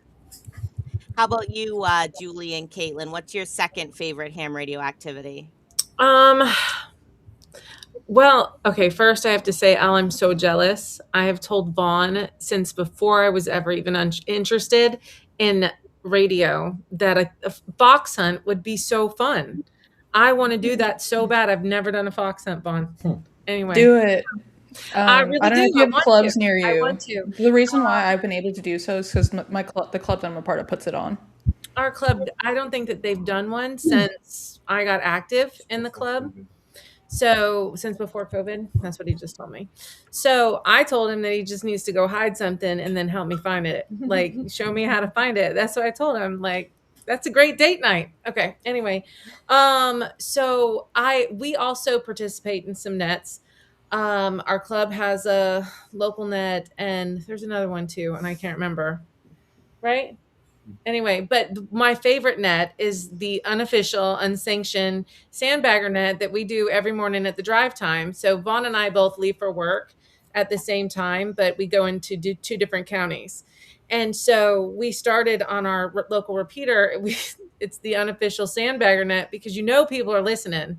You know that they're out there listening. Our club has, I don't even remember how many members, but it's a lot. And there's like, I don't know, 200 members, and there's like 30 that are active on the repeater. So that people are listening. And so we get on there, and it's got Echo Link. And sometimes some people from out of state will chime in because they know that we'll be on between 7 and 8 in the morning while I'm on my way to work and he's on his way to work. So I really enjoy that. That's actually really fun. Yeah, that's great that you guys both get on the radio and talk. And that is true that there are way more people listening than what you realize. I mentioned this on Brew and Activate earlier today, actually, that yesterday when I was on the PokeNet, I was telling the guys how I was going to HRO and I was going to meet Eric to pick up my International Women's Day POTA Party t-shirt. And some other hams were in the parking lot there, as they are. It's like the ham meetup point whenever you're trading a radio or something like that. So this guy comes and he knocks on my window and he's like, "Hey, I heard you on the net this morning and I heard that you were heading over here to HRO." And I was like, "Oh, you should have jumped in. You should have said hi." I'm like, if you're already listening, you're halfway there. All you got to do is push to talk. Don't be shy. We That's ask right. we ask for check-ins every round. We don't bite, I promise.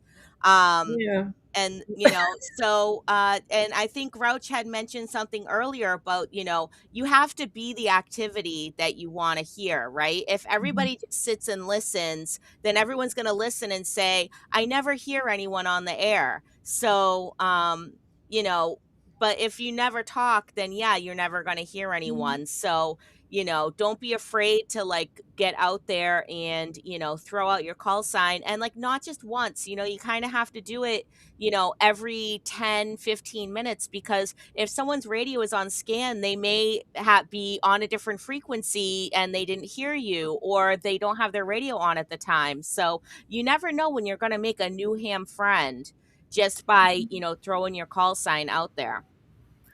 It's true. So I've heard so many nets, especially on Saturdays and Sundays. Whenever I'm hunting POTA on 20 meters, I think there's a couple nets on. I don't.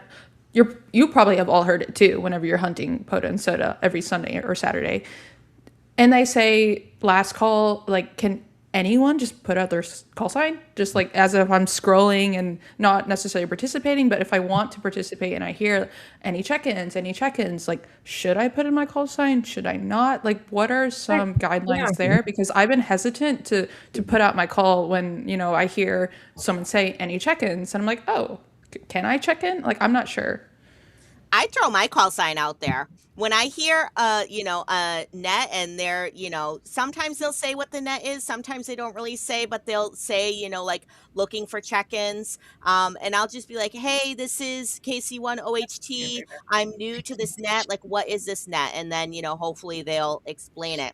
A great way too to find out what the net is if you have NetLogger. A lot of times HF nets will be on NetLogger, so you can kind of see a little bit, at least the title of the net or what the net might be. But I found a great net that way, just scrolling around 80 meters. Actually, I found this net in Maine. It's called the Maine Potato Net. And if you guys have never joined the Maine Potato Net, that's another amazing net that has been around since I think the 1960s. And it started in the county of Aroostook, Maine, which is the largest county in Maine, so that the potato farmers could communicate to each other before they had like phones and reliable phone line communication. And there's this one guy who's net control, and like on Friday nights when people check in, he'll like tink his glass with like the wine in it. Oh my gosh, he's hilarious. So it's just if you're not having fun on the air, then what's the point? That's what I say. That part. Can I Well, say I check something in a on net. that? Whoops. Go ahead, Shannon. I was going to kind of come back to you on that. One of the things that I learned with nets is that it's kind of like POTA to begin with, is always listen. Listen to what people are saying when they call into the nets. And then, if it's a specialty net that they do every week or, every day, some of them have formats that they'll want you to chime in and follow along that. But, when you're new to it, if you hear them asking for calls, go ahead and give it in. That's one of the things getting on the net and doing.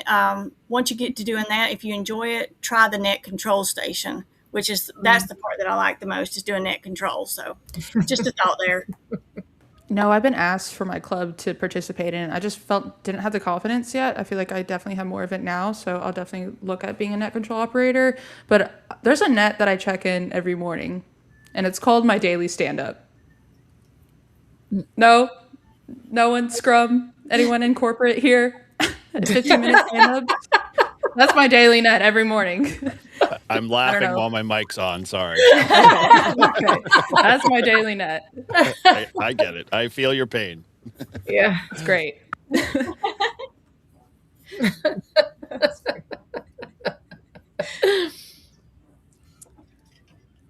Whose turn is it? Do you want some of the questions from the chat? All right. Yeah, I'm trying to figure out how to navigate this EV Mux. So I had some questions that Eric had posted. What are the ones from chat, Grouch? You want to throw them at me? Yeah, so Eileen was the first one, and she wanted to know how you learn to listen for the call signs with all the traffic. I assume she's talking about a pileup. So how have you honed your ears? You just pick it out. I don't know that it's just, I don't know that I didn't learn any of it. I think that you just, for me, it's a nice way to shut everything else out and zone in. Like I said, some people do yoga, some people do Sudoku, some people do crossword puzzles, and I want to listen to the nastiest pileup where I will pick out, like I've taken down 10 call signs before, and Vaughn's like, no, we're not doing a list of 10. So I like, we'll do 3 or 4 at a time. But for me, it is a challenge. I want to see if I can get a whole call sign and get like 6 of them, 6 whole call signs, like that's a killer job for me. I don't know that it was a skill that I learned. I think that you start to recognize, phonetics, and you kind of start to recognize call signs, not necessarily per person, but like how they're formed.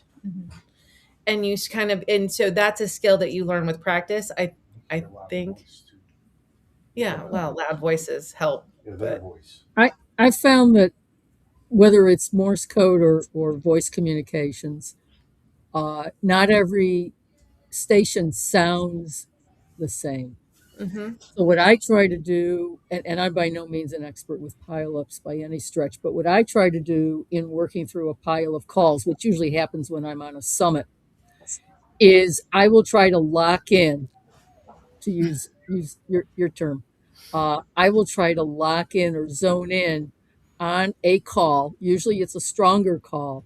I'll try to latch in on that and then listen to it all the way through so I get the complete call. And if I can't get the complete call, at least get enough of it to be able to ID it. But I think if you discipline yourself from the start to latch into a particular call that's being sent and then just listen for that same tone throughout, listening to it that way seems to act for me as a natural filter to cause it to jump out for me just a little bit more.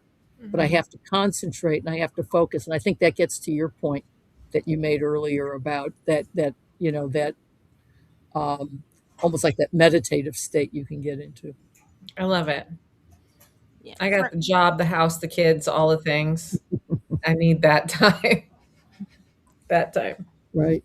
Yeah. And then practice. It's you get better at all of these things by practicing. Yeah, for me, it's all about sort of keeping control of your activation. And I think Tobias had said in chat, picking out, even just that little piece of either the prefix, the suffix, or the number. And then, saying, I heard a XYZ in there. If your call sign has XYZ, then, come back. And then, people will, um, I'm sorry, it's not an emergency, Miles.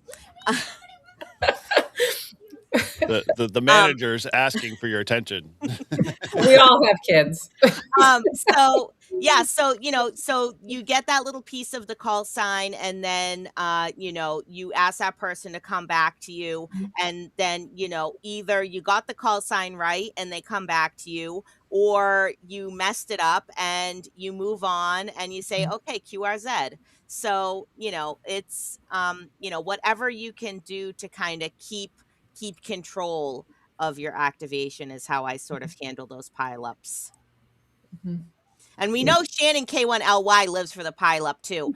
I will say, if I am not making at least one contact a minute on a POTA, then I kind of feel like it's a slow day. Oh yeah. Yeah. And even one contact a minute is slow compared to some contesters. Like, I will take some time to kind of chit chat a little bit with people depending on how it's going. I'll be jovial on the air. I'm not just like totally like straight contest mode. But Shannon, how about you? Tell us about how you cut through the noise. To be honest with you, I had stage fright and radio fright to begin with. And so what helped me to begin with is I was following along by the instructions of one of our favorite operators, November Charlie 4 X-Ray Lima Dom. And I listened to how he was doing his pileups and started taking down. That's the reason why I paper log, is I can take down, like Julie said, 5 or 10 calls. I'll take 10 or 12 calls, call them back, have them on standby. And like you said, Shannon, controlling your activation, if it's overwhelming, your response back can be simply, we need to try this again, spread out the calls, or like I think Paula mentioned, or actually Toby mentioned in the chat, talking about, asking for 1 calls or 4 calls or DX or YLs or park to park. Take control of your activation, and it will run the way that you run your activation if you don't let them step over top of you. And they all will pretty much go, by what you ask. But that goes back again to being a POTA hunter or activator. One of the things you need to do is be able to listen for how the activations are going. And if they're not following you, they'll pick up on it eventually. Just don't let it frighten you to the point that you don't want to call CQ. Mm-hmm.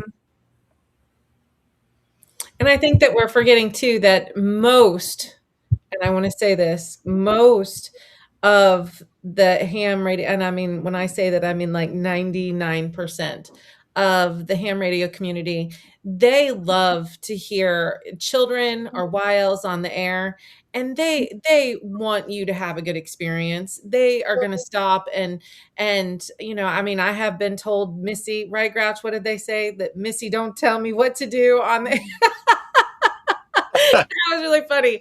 Actually, I get a kick out of that. I think that's unique and kind of, it makes me laugh. But they really want to help you. So do not, if you just, and then if you watch my stuff, you'll see I'll go, well, fellas, I didn't get any of that. So let's try it again. CQ. And everybody will work with you on that. This isn't, this is a good time. This isn't passing or failing a test. Agreed. All right, excellent. Paul, you want to? Oh, you got another question there. So Renee asked, "What's everyone's favorite radio for POTA?" Amy, you want to? Is Renee's call sign wine? Yes. One INE. One INE. She is a connoisseur. Nobody's going to start with "it depends," right? Please don't do that. No. I have a favorite radio. Who said that? Shannon, you want to tell us your favorite radio? Oh yeah, I don't mind a bit. It's Yesu 891. Yesu girl. That's right.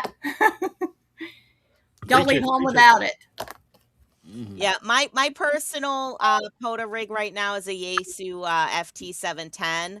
But I own a 891, I own a FTM 500, FTM 300, FTDX10. So pretty much all my radios are Yaesu except for my Baofeng, my Kenwood Handy Talkie, and I have a G90. The G90 was my first HF radio though, and I'll never give that up. I'm actually going to bring it with me when I go to England this summer, just because it's so much easier to travel with.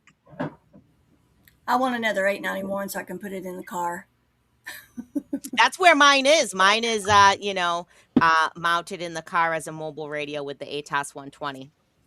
Yeah. See, Shannon, some people collect HTs. You and I, we collect 891s. Got to have them everywhere. That's right.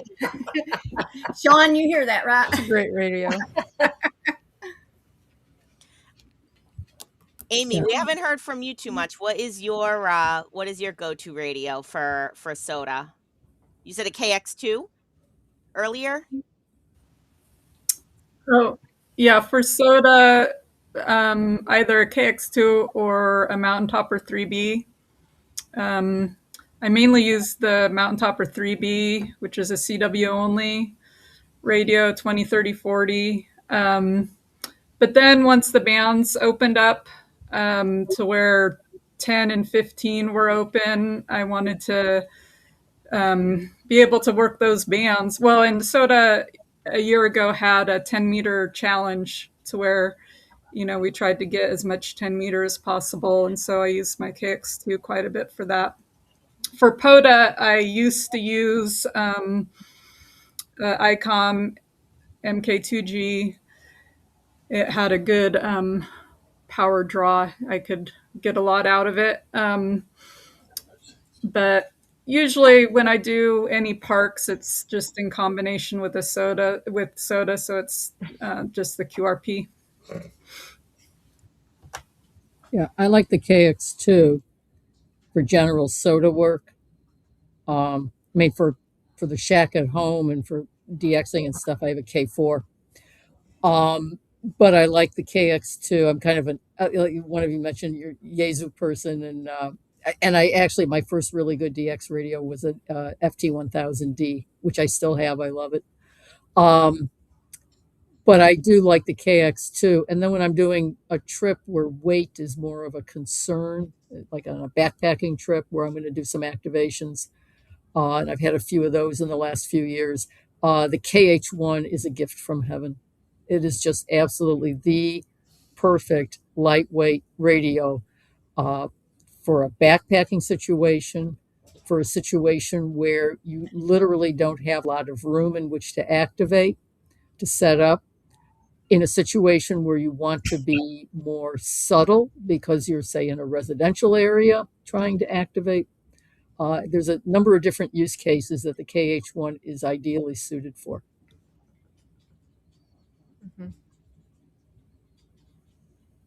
How about you, Caitlin and Julie? What are your favorite radios?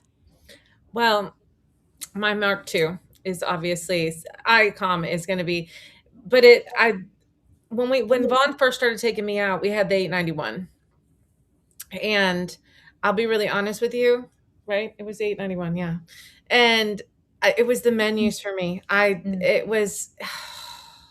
I'm an Apple girl. And so when he actually, I was against it. I was against bringing the 7300. He went and bought a used one so we could take it out in the park. And I was against it because I was like, it's humongous. I don't want to bring that out in the park. And it took me about 2 activations and I was like, I'm done. And then I bought this 705 and now we have the Mark II and the 9700 is behind. I mean, like everything is that, but I will tell you this. Can you guys see this? This is my Bofang. It's bedazzled. I don't know if you can see that. I love it. So Did you Vaughn refer wouldn't to let me your- do that to an ICOM. So this is my favorite handheld. And I love that you have the pink signal stick. I think when I got my signal stick, it didn't come in pink. And when I went to Hamvention, I meant to buy a pink one, and I never got around to it. So I might have to, go back. And I love the bedazzling. That's amazing. I'm actually currently Dave from Meshtastic. I got very intrigued by Meshtastic at Hamcation, and he printed me a pink clip, and that's a project that I'm working on right now. I'm bedazzling my pink clip. Yeah, I probably, I wouldn't bedazzle the Kenwood, but I would bedazzle. He won't let me do the ICOM handheld either. So, unfortunately, Ray was the only one at Hamcation that actually said, because they said, oh, you're carrying around a Bofang. And I was like, well, Vaughn wouldn't let me bedazzle the ICOM handheld that I have. And they were like, oh, I get it. Ray was the only one who said, well, why not? Julie, I was on Amazon like yesterday, or maybe it was today, my goodness. But I was like, I need to buy a Bofang or Baofeng or Boofwang so that just so that you can bedazzle it. Wow. Like I was like, I need to get this radio so that Julie can bedazzle it. Oh, girl, I have all the colors. Listen, I was literally thinking that in my Amazon cart. I was like, do I get this? There's a 2-pack. Maybe Yes, Julie can that's do what I both. did. I got a 2-pack. So that sort Okay. of brings up a good point, right? About so for example, the Heil Pro 7 headset that was in pink that they released about 10 years ago, I think for breast cancer awareness. I don't know if any of you ladies have one. I wasn't a ham back then, so I don't have one. I actually reached out to Heil to see if they would like re-release that or if they could get me one. They were supposed to email me back after Hamvention. I never really heard back from them. But how many of you ladies here would get like pink ham radio gear if they offered it, like a pink Baofeng, pink headset? Yes. Not me. No, Not me. Caitlin's the only one that wouldn't do it. She doesn't like I pink, like but black and gray is my favorite. So every time I see the pink stuff, I'm like, yeah, I don't know how we're friends. Caitlin, But we are. I'm on the same boat as you, but That a little reminds me specifically, when I used to don't work hurt at me. Lens But Crafters Caitlin, there, I'm with you there. Everyone was like I mean, black look, and gray every pink, day. black. Yeah, Blue. that's okay. I like blue too. See, you'll like my clip because I did like a mermaid theme. Like I went from like pink to blue to green to like clear little sparkles. It's great.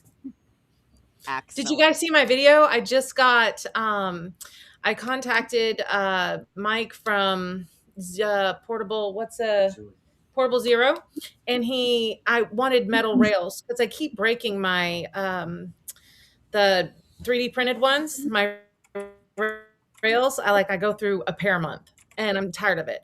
So Preppy and Paul did a video because he got like portable rails, Portable Zero, that's what it's called. And I was like, did they come in pink?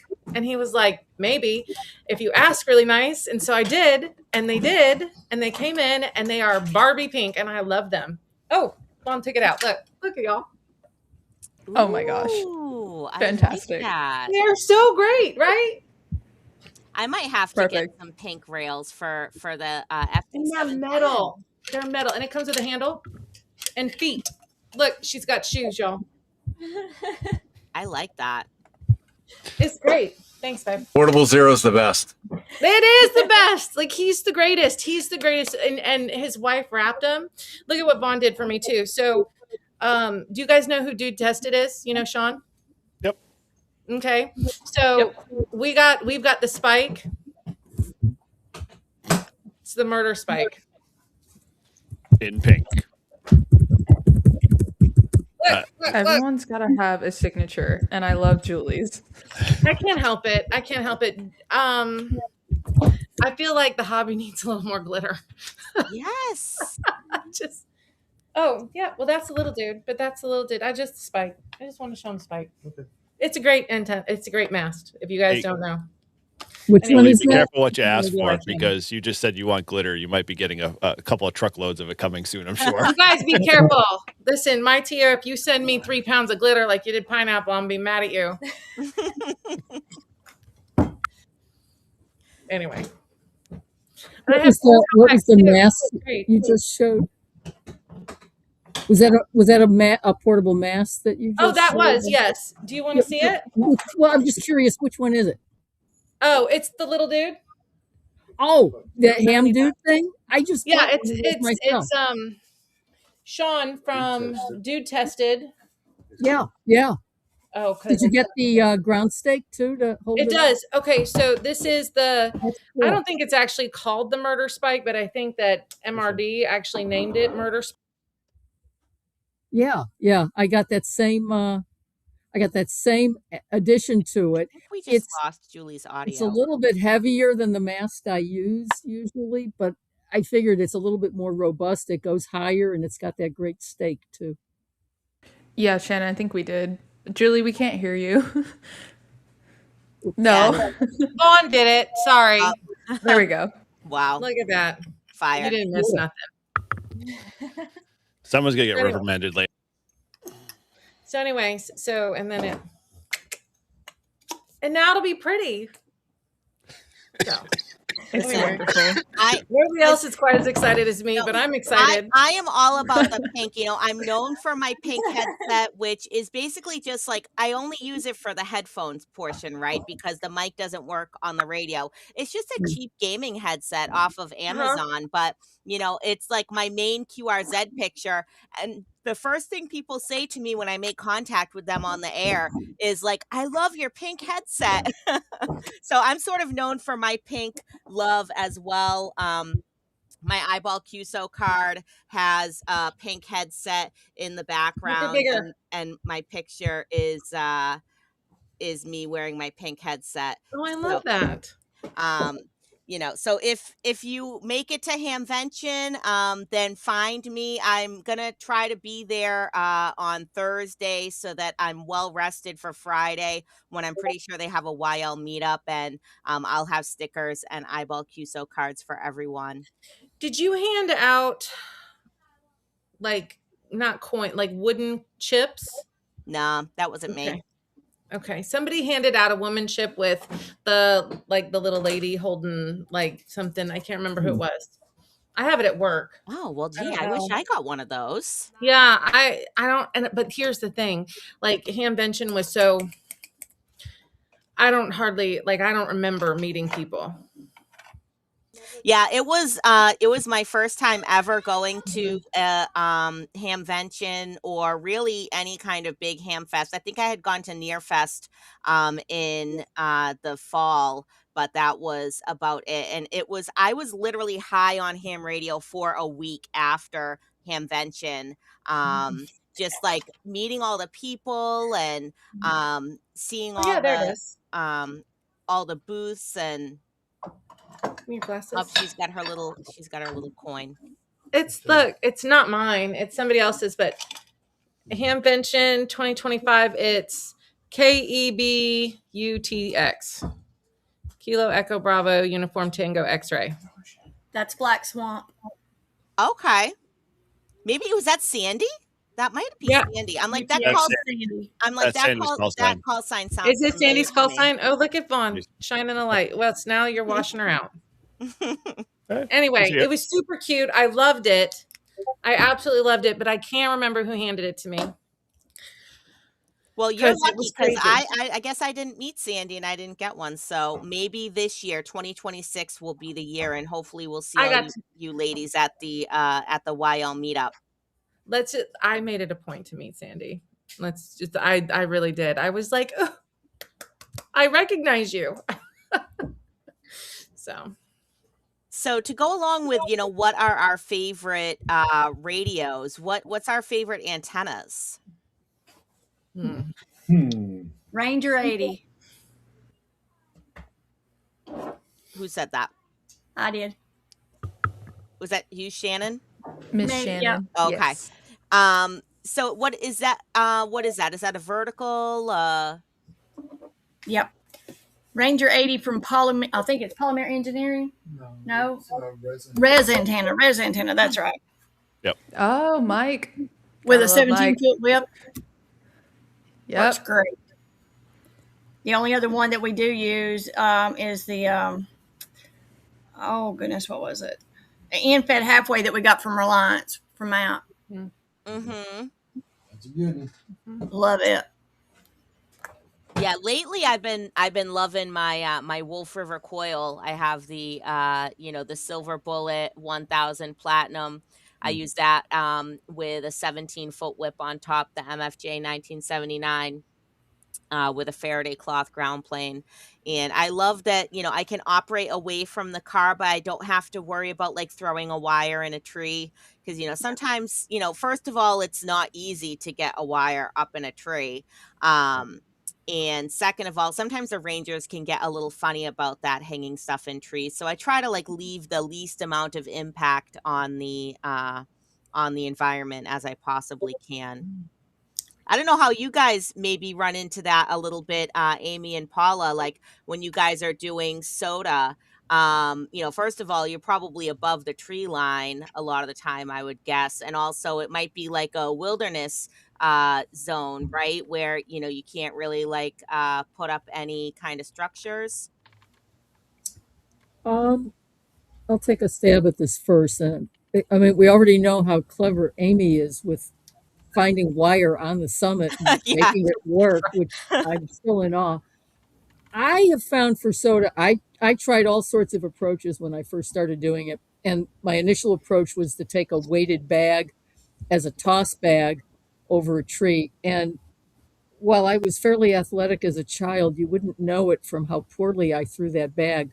I spent more time digging that bag and the line out of the weeds and everything to do a second toss, et cetera, et cetera. What I finally have consolidated on is a telescoping fishing pole. And now I'll be using the Ham Dude mast as well, with an end-fed random wire for the antenna. So that just basically slopes down from the top of the mast. I have for the mast a couple of 3-foot long Velcro straps. And I also have a couple of those bendable, they're not bungee cords, but those bendable wire type things. They're often orange colored. And between Hair ties. those things, pardon? Yeah, exactly. One of those dudes right there. And between those, and I actually have my own, I got this idea off of Soda Beams. They sell a fiberglass stake you can put in the ground to help hold up a telescoping pole. And I'm like, oh, gee, I could make that. And so I went to, what was it, Tractor Supply, and I bought some fiberglass garden stakes, cut them carefully to the length I wanted. I telescoped them with a piece of, I think, aluminum tubing I had handy. What I like about that is that kind of setup enables me to use exactly the same equipment, whether I'm in the middle of a forest, whether I'm on a bald with no trees at all, whether I'm on a rocky surface. I don't use all of those items, but all of those items in some combination will always let me set something up the same way. So I eliminate, the head scratching of, well, what am I going to do now? I've figured that out ahead of time, and I found that being able to have a repeatable process like that works, effectively for me. I also like to do multiple summits in a day, something I call biathlon for geeks. And if you Google biathlon for geeks and the word outside as an outside magazine, you should find an article about SOTA where a few of us in SOTA were interviewed for it. And the writer picked up my moniker for it and used it as, I think, either part of the article title or in the first paragraph or so. But when you're doing multiple activations in a day, you have to be quick, you have to be efficient. So that's the stuff I like to use. Hmm. Excellent. Yeah, I use similar. I use, could maybe see my poll here. Maybe, I'm not sure with the backdrop. It's I'm doing it. similar, just a telescoping pole. And then I use ball bungees if needed. We don't put anything in the ground really. I mean, like in the picture in the background, that's my favorite way to put up a pole because you just stick it in the snow and it stands up. And favorite antenna is probably a trapped end fed. Don't need a tuner. And I used it a lot for 20, 30, 40. Yes, you did. If I may, Photos of this purple person. So these are my 3D mic and paddle. Wow. did you say 3D like printed microphone? Or 3D? What do you mean 3D mic? Yes, it's a built. You can build them yourself. I had this built. It's only like $10. The casing is 3D printed. Could choose the color of plastic, and it's smaller than my pinky, and so I don't get on sideband a whole lot. But if my husband is activating with me, then this way I have an easy mic that doesn't take up much space. And wait, that's awesome. I think my favorite type of antenna right now has been dipoles. They're annoying to set up, but like That part. I've never had such a high performing antenna other than a dipole. They're annoying. You got to tune each side. You gotta adjust the whips. You gotta measure the SWR and all that stuff. But like every time I set up a dipole, it just gives me results. I don't know what it is. NFEDs are like a close second as far as performance wise. Verticals, I think, are a third when it comes to performance. In my experience, I could be totally wrong. Like I'm still learning with what I feel like works best for me, but I love verticals because they're easy. You put a ground spike, insulate it, stick to whatever you want, base loaded vertical if you want, and then put the whip on, and it's easy. It's great for efficiency when you're like in portable situations. But if I have time, I think I'm going to set up some type of elemental antenna configuration suspended from the air. So like a dipole, a hex beam, or more dipoles in a sense. So I think like a dipole is probably my favorite type of antenna. When it comes to like which one I'm setting up the most, it's the vertical, just because it's so quick and easy. But I wish dipoles were more easier to set up. Is all. I'm an NFED girl. I like NFEDs. I have a few favorites, and I think it just depends on what I'm doing with said favorites. Right now, I've got 3 that I run pretty regularly. I've got the spool antenna, of course. The ease of use of the spool is like if you want to get up and get out on the air really quick. Um, I love the spool, but uh, the Bug Out Mini is super lightweight, super portable, and I loved how thin the wire is, and it flies really well. So on a kite, so that I mean, and it's also very simple and easy to get up and get out. And those are the two that I gave you. Um, I No have tuner needed. what? No Am I tuner needed. For which antenna? No tuner needed. That's what he Oh. said. Sorry, like you have to help me out. I couldn't hear you. I'm like, no tuner needed. God, Wait, what? for which antenna? Came out of nowhere. It's just the voices in the background. That's all. it is. Okay, like no tuner needed. Yes, there is no tune needed on either of those actually, which is okay. So I may be a little lazy antenna setup, but like I'm coming from work, right? Like it is rare that like on Saturdays I get to go out and we get to have a good time, but even then sometimes it's like let's go. But like I'm coming home from work and like it's Wednesday and the kid has to be picked up from youth group and like sometimes it's about get up, get on the air. I don't want to spend.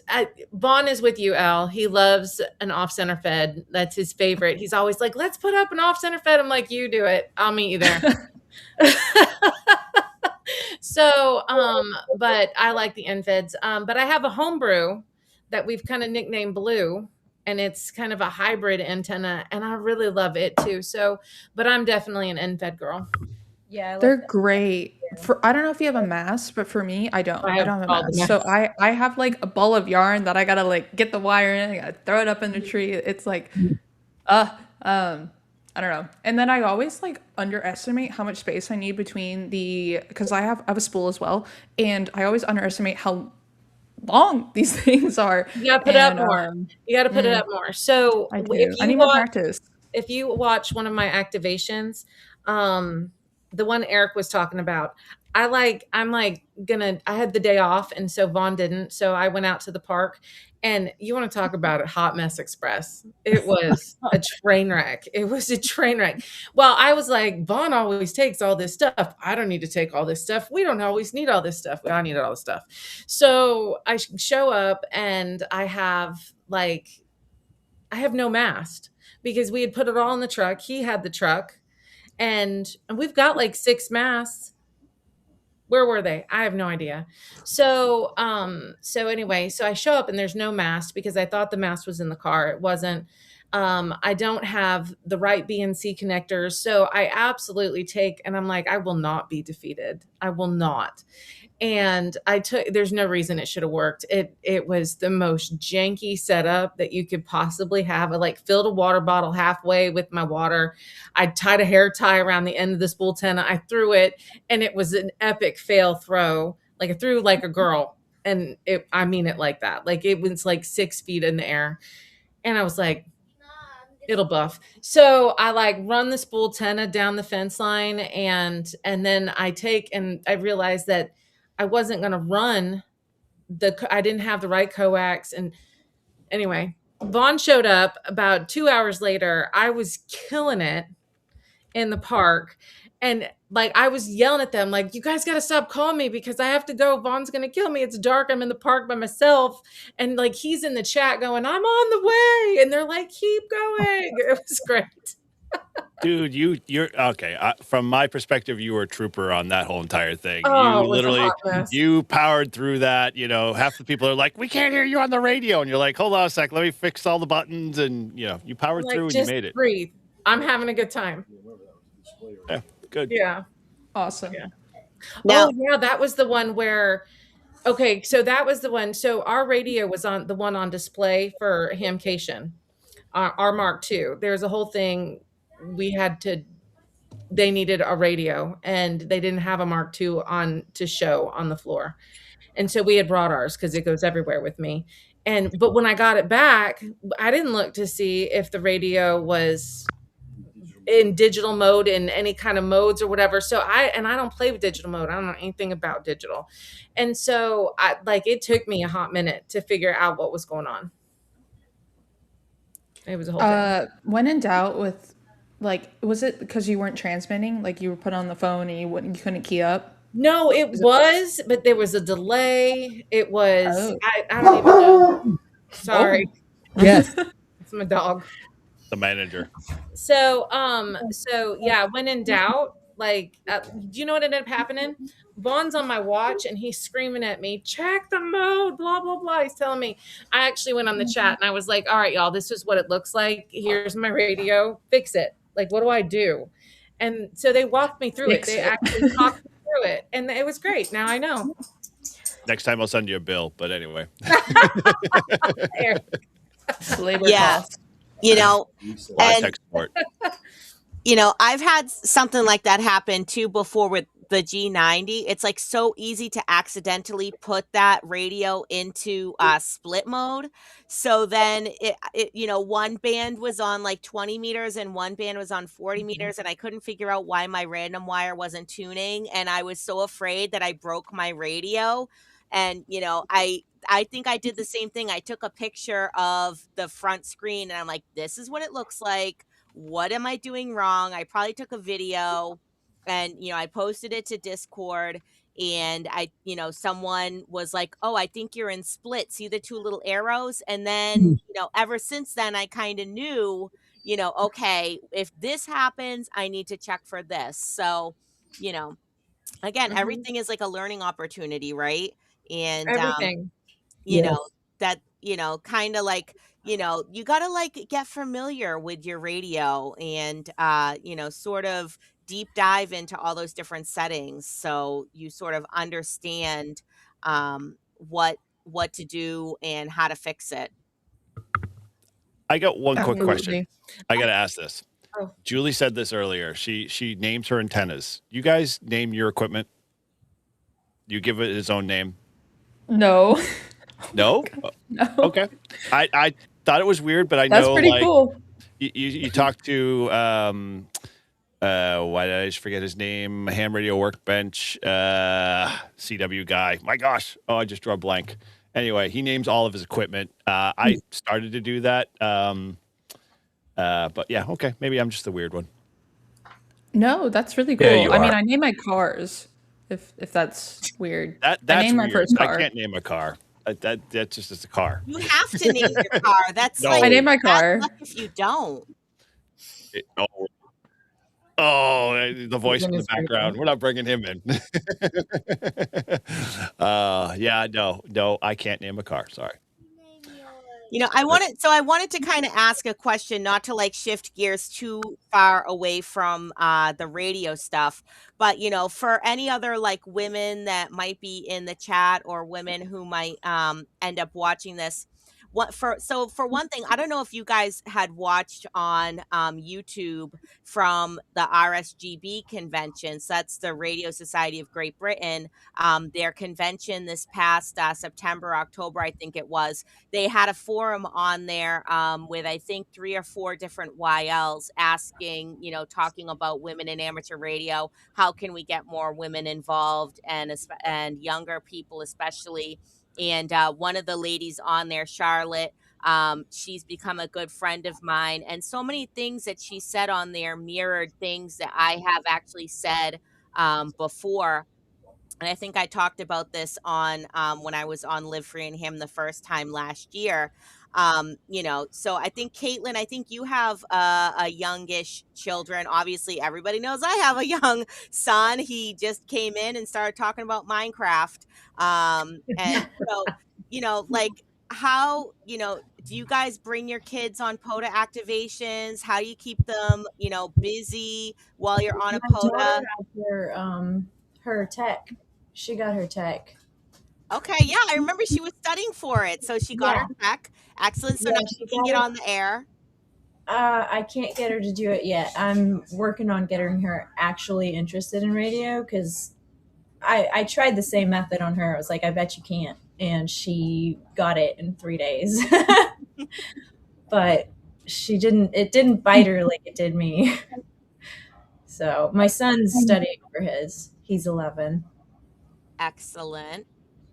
So how old is your daughter? She's 17. Okay, so your kids are like a little bit older. Like I said, Miles is like 7. So, I kind of like, I try to pick POTA parks that have a playground if I can, because then it's like I can just tell him, like, go play on the playground and stay in this area where I can see you, and I'll be over here with the antenna and the radio, getting on the air. Do any of you other guys have like younger kids, or were you a ham when you had younger kids, and how did you kind of manage to be able to stay active, or were you active when your kids were younger? Anyone? No? No. Well, maybe some people in chat can jump in. I know Live Free and Ham there had said I need to get him to load in the Ham Radio Minecraft mod. So there is, for anyone out there that's listening that has, younger kids or even older kids, right? Because who doesn't love Minecraft? My late husband and I, we actually were like early adopters of Minecraft back in 2011, and we actually played it with his nephew, who he's like in his 20s now, and now our son plays Minecraft too. They have this mod. It's called RadioCraft, and the ARRL actually gave, I think it was like a $15,000 or $20,000 grant to help develop this this mod. And maybe Eric or Grouch or Todd, can you guys jump in? What was his name? He came to the 24-hour POTA camp out. Yep, that was Lucas, and W1BTR is his call sign. He's here in Mass, but he, I just posted a link in there. K Booty was asking for it, so you can check that out. But yeah, he built the whole entire mod. It was pretty slick. It literally like behaved. You set up an antenna. If you get struck by lightning while putting up an antenna, you could die. He really kind of made it like real true radio. So it was pretty cool. Yeah, and I think he's still working on that and actively developing it, if I remember correctly. And yeah, he's part of the WB1 Geo Off. I think that's like part. I think that's the part radio club. And I think that's the Westford repeater. So I've been on that repeater before. So. Yep.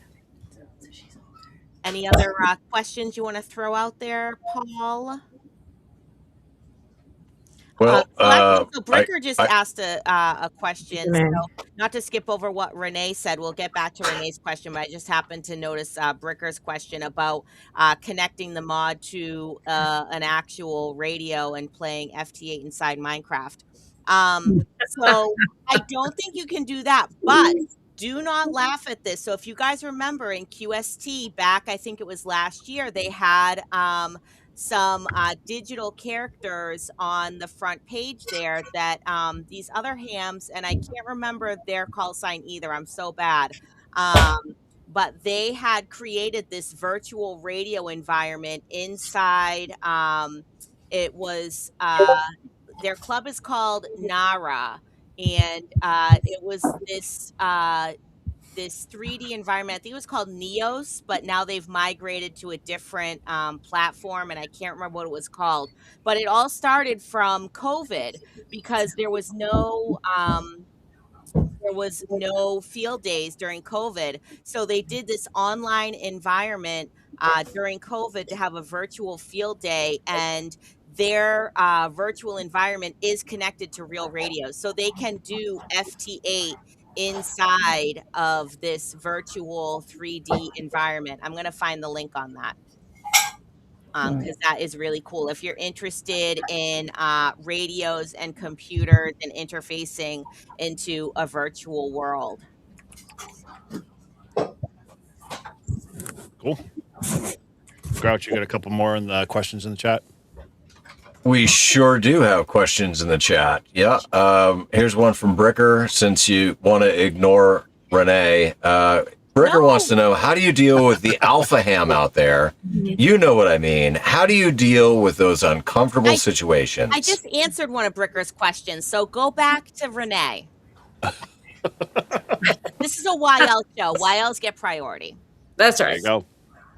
Okay, Renee wants to know, what do you think the team, that's you, can do to get more women in ham radio, since we only represent 12 to 15% of the licenses?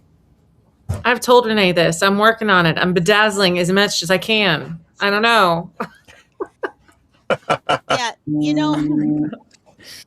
I'm not sure what we can do, to get more women into the hobby. I think more women are coming into the hobby, and I think that us being here is kind of proof of that.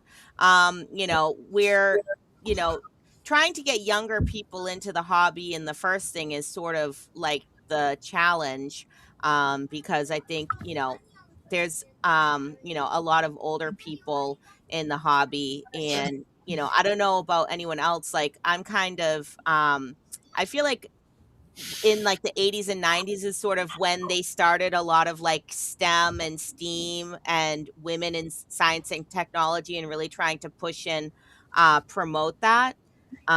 So maybe like we're gonna start that, maybe that's why we're kind of starting to see the change now, as the I guess, uh like the Zennials, I guess, is what I would consider myself, kind of like coming around to amateur radio. I think I think of amateur radio as kind of being like a sandbox. You get a license, you've got a boatload of privileges that let you do things that are only limited by the law and your imagination. And the law part is real easy, just stay within the regs. And now it's just your imagination to figure out what to do. So to me, emphasizing that aspect would be attractive to people who are interested in the sciences, in the STEM sort of studies, and you read all the time about people who go on career wise in STEM, and many of them have amateur radio in their background. A friend of mine that some of you may know, K2JB Dean, has a tagline with his email: ham radio. It's not rocket science, but it's a favorite hobby of rocket scientists. So I think we can bring in some women that way, and then maybe tie it in also with the more recent maker community. Again, these are people that are using various tools to literally create things. I think a lot of that is present to this day in amateur radio, even though a lot of us buy commercial off the shelf radios and antennas. There's still a tinkering aspect. And I think that if we presented it that way, it might help cut through the noise of so many activities that are available for people today. It just gives them another outlet. And I think the convergence of computers in so many parts of our lives, including ham radio, arguably radios today are little computers with UIs, is again another way of maybe capturing some people that would be interested in working with computers, but now they can interface it with radio. And with this license, I can decide how I want to put that together.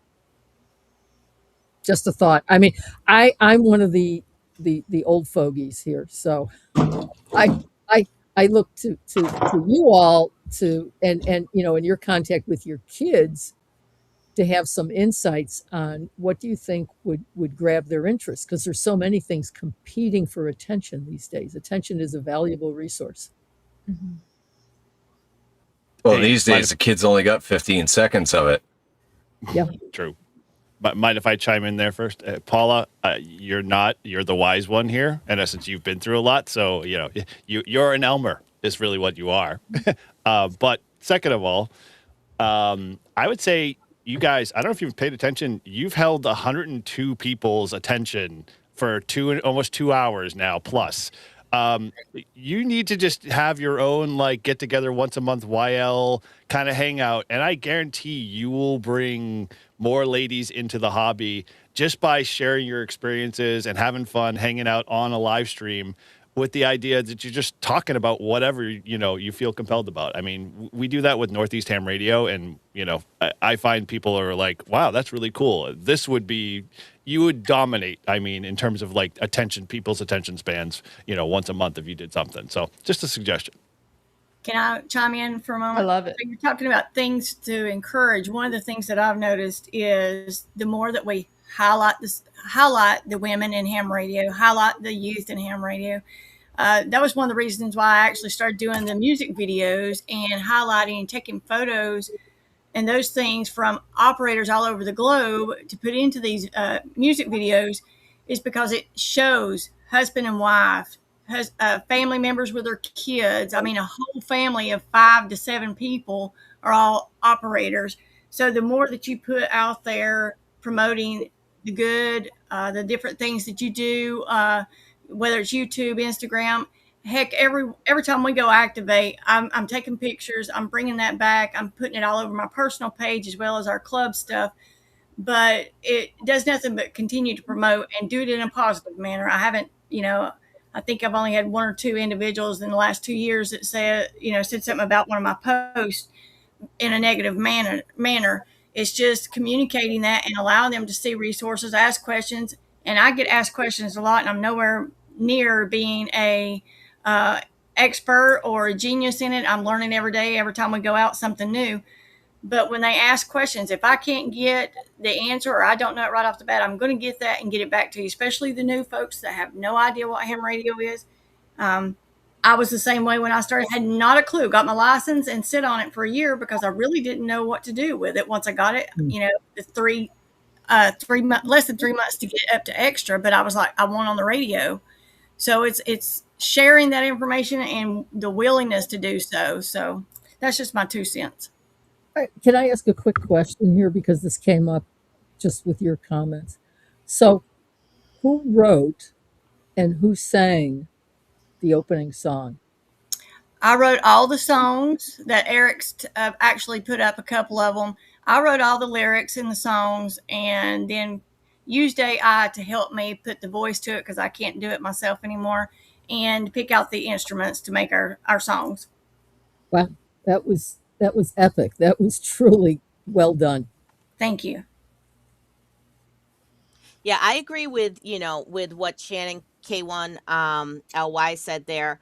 As far as, I think the more visible we are, so both on and offline, right? Like, how many times have you guys been out on, a POTA or maybe even a SOTA, and, someone has happened upon you doing amateur radio and they have no idea what you're doing, or they ask if it's CB, or maybe they know and they're like, hey, my dad was an amateur radio operator, my granddad was an amateur operator, and it kind of like gets them reinterested in it. That happened to me, actually. The most times it ever happened, I was at this random park. It's called Willowdale State Forest, and I guess it's sort of on a main road in Ipswich, I think it is, so that's probably why this happened at least 2 or 3 times. One person was riding by on a motorcycle, one person was riding by on a bicycle, and this one guy was like, hey, I didn't know, are you doing amateur radio? I didn't know that people still did that. I got licensed like 20 years ago when I was 13, and I renewed my license once, but I haven't really ever used it since then. And I think I was with one of the members of the PokeNet, W1ZND, and we ended up finding his call sign either on QRZ or on the FCC database. We found out that his call sign was going to expire this year. And, we told him, we were like, hey, yeah, people are definitely still doing this. This is the repeater where we hang out. And, we set up these radios in the park and we get on the air and we talk on HF. And lately I actually have been doing it not even with headphones so that other people can hear, like, oh, did that person just say they were in Germany? Or, did that person just say they were in England? And people are like so amazed by that. And, they're so amazed by, how small the setups are. So have you guys ever had like a memorable experience of someone coming up to you when you were on a POTA activation and kind of talking to you about radio? Absolutely. We've actually had a guy come in and try to open up the car door while we were doing a POTA activation from the car. And, he wouldn't wait for the finger that went up so we could roll the window down and ask what he needed. He just decided he was going to open up Sean's side of the door and, stick his head in while we were on air. Always, we have it a lot. Yeah, we have it a lot when we're out in the more public areas for POTA, and I've gotten to the point now that I printed off some cards for myself so that with me being PIO of our club, I'm going to promote it all. So I just give them a card that shows everything and how to get in touch with us, especially if they're hearing you're in your pile up and it's like, whoa, hold on just a minute, but Yeah, they always come when you're in a pile up. yeah. Yeah. How about you, Caitlin? Have you had any memorable experiences of people coming up to you when you're doing a POTA activation? Not really people coming up to me, but I work in a park, basically like right on the border of a park on an island. So there were no trees to be found. I'm walking around with an antenna and on a mast in a parking lot by the beach looking for somewhere to put this thing. And I'm talking to a camera and nobody can see. I got some really, really crazy looks. People are like, this woman is trying to contact the aliens. So that's the only experience I've gotten so far, but I haven't been doing it very long. I've been doing this for 2 months. And so I'm sure I'll get more experiences. Yeah, Shannon, your idea of having the cards is a really great idea. I can't remember. I think it was Eric. You have cards, right? That explain what POTA is. Yeah. Yeah. Well, if I can direct everybody using that card to go to our main club website, then anything you want to know about ham radio is on that club website. So it makes it very easy for them, rather than trying to sit and stop and write stuff down for them or wait for them to write it down, give it to them right then and there. Exactly. And shout out to Hillbilly Hams for being awesome.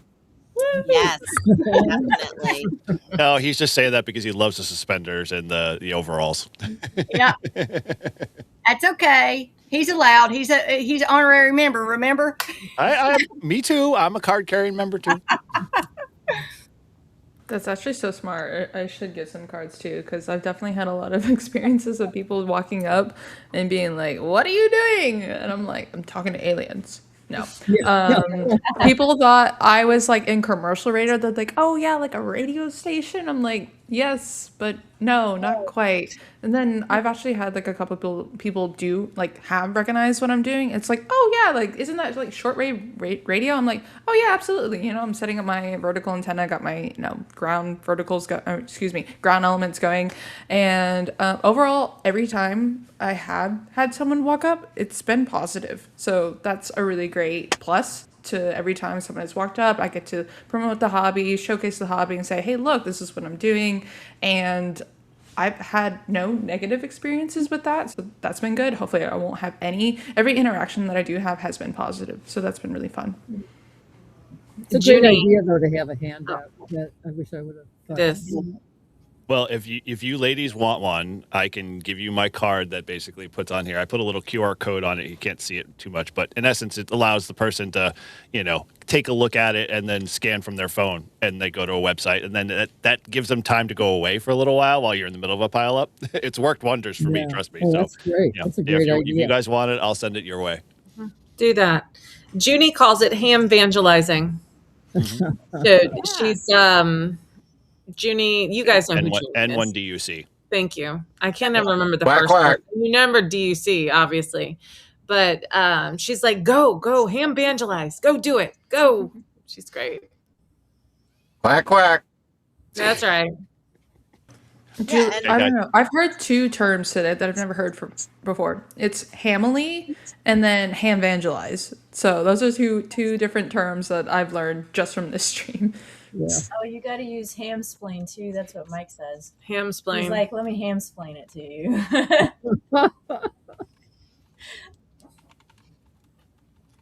That's funny. How about you, Amy? Have you had anyone come up to you while you're on a SOTA?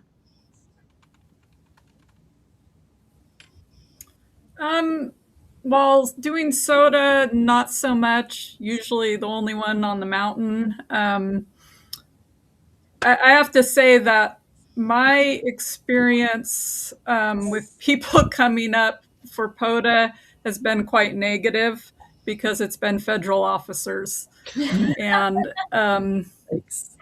where there's a misinterpretation of law in some ways, and like technically, um, at least around here, radio isn't really allowed in the wildlife refuges. It's not a human use of the wildlife refuges, which I discovered while operating. And I've had,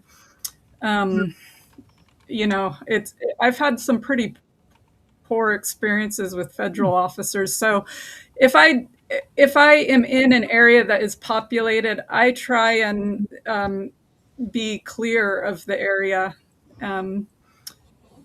Just because of those issues, you never know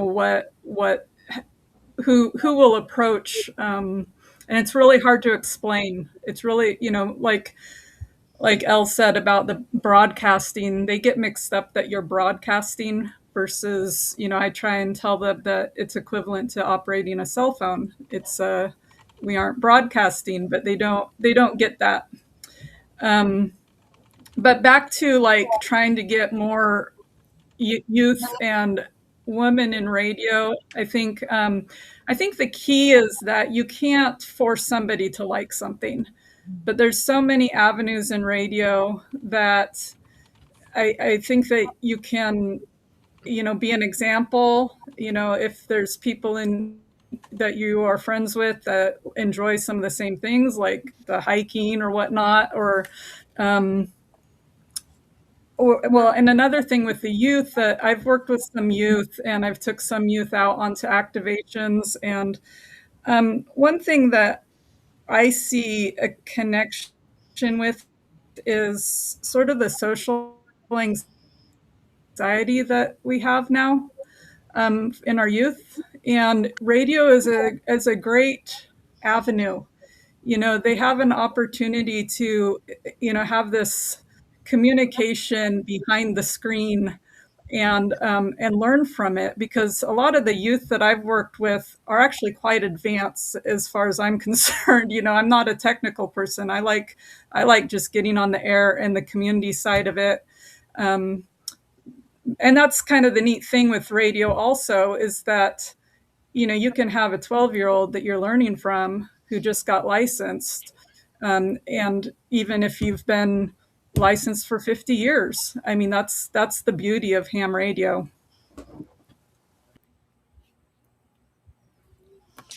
Yeah, and I think we're seeing more youth get involved in things like satellites as well, because with all this ongoing work with NASA and Artemis, and hopefully the eventual creation of a base on the moon, and then leading to hopefully someday a base on Mars. The way that we're going to communicate with those astronauts is through amateur radio, right? Or through radio, not necessarily on the amateur portion of the bands, but the way that we're going to learn more about how to communicate using radio, using satellites, is by practicing in the amateur space. So I've noticed a lot more, people, and especially like younger hams, right? And by younger hams, I mean like people that are my age, 40 years old or younger, getting more involved in satellite work, and things like Aries, amateur radio on the International Space Station. Have you guys noticed that as well? Have you guys ever tried that? I personally, I've listened to the ISS pass, and actually it was Tortoise who he was like sending me messages, and he's like, the ISS is going to pass over, set your radio to this frequency and listen. And I actually did. I had my Baofeng, I was standing out on my back porch, and I actually did hear they give their grid square when they make the contact. I wasn't able to make a contact, and I wasn't able to follow it so well, but that was really super cool. Have you guys ever tried anything like that? I tried it's not the communications from the two-way communications, but there are, and I can't remember what they call this, but a fellow radio club member mentioned one time that as they did their passes, they were going to be, it's basically like slow scan TV transmissions, facsimile transmissions. And it was real simple to be able to copy them because all you needed to do was have a radio that you could tune to the correct frequency, and you could actually take the audio from the radio and feed it into this software you could load like on a phone or a tablet or something, and you could just feed it as an input, and that was the signal, and the software would translate it into a picture, and depending on how good your reception was, that was how clear or fuzzy the picture was. If I had my tablet handy here, I'd fire it up and tell you what the name of the software was. But that was as close as I got. I never have tried to do a two-way communication. I think a lot of that is with schools, which makes a lot of sense.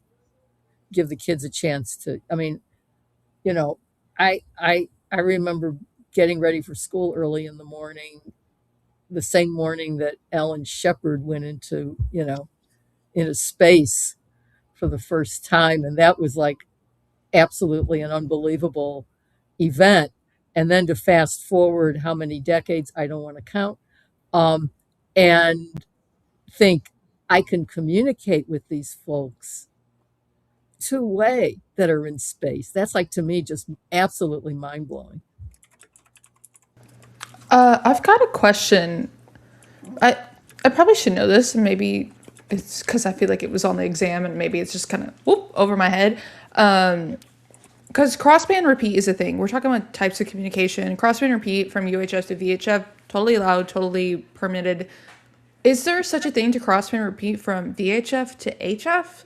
I don't know if that's a thing or legal, or such a capability exists. I feel like it does, but I feel like there are some repercussions if you do that, or precautions that you need to take if you were going to try to. Or do you need to be an extra? Like, I'm throwing out questions. I'm just kind of going where my mind is going right now, and I don't know if that is a possibility to crossband from VHF to HF. Is that a thing?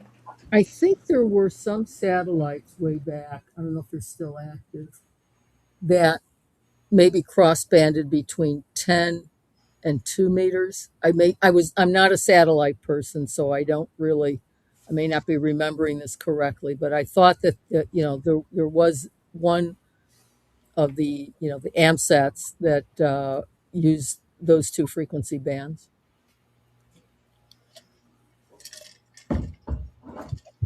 Someone said no, you would need an extra. Okay. So it sounds like I need to get an extra. I don't think it's an extra thing. I don't think there's the technology quite there, because you have to have transverters to convert like HF to VHF, UHF, but I don't know if there's a way to go back the other way. I don't think it's a licensing thing. I think it's just a technical thing right now, the way I understand it. Yeah. I mean, the way I was describing it is you would use, say, 10 meters as your uplink and 2 meters would be the downlink. Right. Yeah. So it's right. a little bit different than what you're maybe talking, the kind of, if you're talking about a single radio like that, probably not. Like, I'm thinking there's that ICOM, isn't it an ICOM radio that they came out with a few years ago that had all the UHF, VHF in it? But I think it only went as low as 6 meters.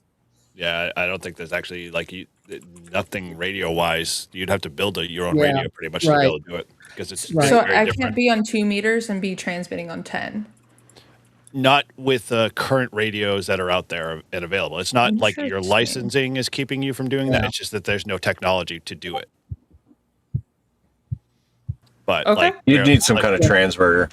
yeah, or even the transverter definitely. But then at the same time, you'd also have to figure out how, and like satellites could do it, like Paula was saying, because they have that built into it. But they had to construct that radio kind of component, that transmitter for that. No, yeah. And so, yeah, I don't know why I was like researching that. I maybe wanted to do a video on it, talk about that, but then I did some research and it sounded like it wasn't possible. So it's good to hear that validation from you all. And then I was looking, oh my gosh, why did it go over my head? Oh, it completely left my brain. Found it. It was about remote operating your station. So if I wanted to like go to Kroger or something, or go to like the grocery mart, how can I like operate my station when I'm portable, like not at home? There is Google, privileges that you can do, Remote. Yeah, but what technology? in, What is the tech your Mark stack? II does it. yeah, Right, interface. Operate your Mark II remote from your phone. with the Yeah. app, right? The SDR Mhm. app. Yeah, I think Yes. you can do it Okay. with Flex Radio. I think you can do it with that ICOM 7300 Mark II. There's probably other ways you can do it as well.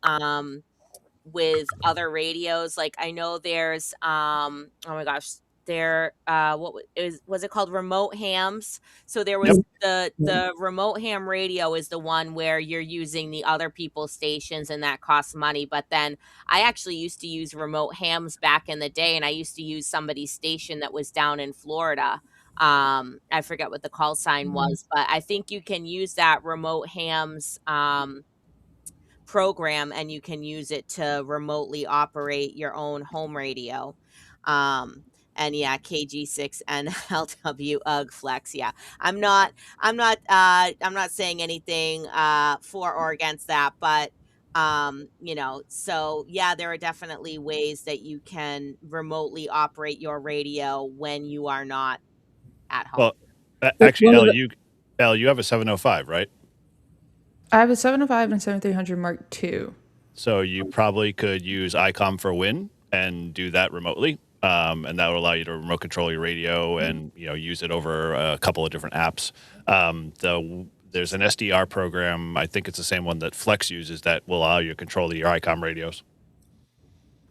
the other way you So can do it. win for ICOM is great, but it costs a shit ton of money. RC4 is free. Remote hams, that's free, and trust me, I'm telling you, you can use it with the 7300, especially if you got a Mark II. The other way you can operate remotely with just about any radio that can be connected to a computer is something like, well, there's two approaches you could take. If you do not have a VPN, you can just use something like Google Remote Desktop or AnyDesk, and there's a few other remote desktop control apps. And basically, what you're doing is you are enabling whatever device you're using, a phone, another computer, in a coffee shop, somewhere at the Kroger, and you're connecting to your desktop in your ham shack, which in turn is connected to the radio. And you can control things that way. You can also, any interfacing software you have for the radio, you can control all of that. I have two remote stations. One is I can remotely control my home station. And I've actually got a few ways to do that. I've downloaded software for the K4. I now own a K40, which is a physical device, kind of like the Maestro for Flex users. But it's strictly intended for remote operation. But I use Google Desktop all the time in order to access various features, to turn my rotor. Uh, and if you're going to do something like digital modes like FT8, you definitely need to be using a computer. A second way you can do it if you VPN in is you don't even really even need Google Remote Desktop. Then I haven't done the VPN route, but from what I've been told, basically it's like sitting at your shack computer, only you're not in the shack, but you're not having to go through Google Remote Desktop. So it's a little bit more direct. You're not going through a third party. There may be some less latency. There's also the remote rig boxes, which is what I use for my second remote station that I have up at my cabin. But those are probably already a little bit older technology, and I don't think they're sold anymore. But if you could maybe get a used pair, and then you just pair them up. There's specific ways to pair them up with certain radios, generally those that have remote control heads that you can remove from the guts of the radio. But the Google Paula, Desktop thing is you can do that almost with anything. Paula, this brings me back to what you said. Weren't you the one who loved to troubleshoot? Yeah. That is amazing. I would love to learn from you and how to set that all up because I feel like there was a lot of troubleshooting involved to get it all connected. So that's amazing that you were able to get that all set up. Yeah, it's I mean, anybody who's listening to this, obviously anybody here on the panel and stuff, feel free to ping me. My email address is good on QRZ. If you have any questions about any of this, I mean, I've worked stuff remotely, and when I say remote, so Elle, you mentioned you do some backpacking, so I do a lot of hiking and a little bit of backpacking and stuff that I just got into.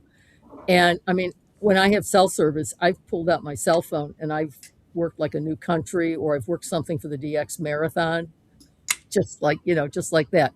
I was camping last year as part of a SOTA camp out, and a station came up that I wanted to work for the marathon.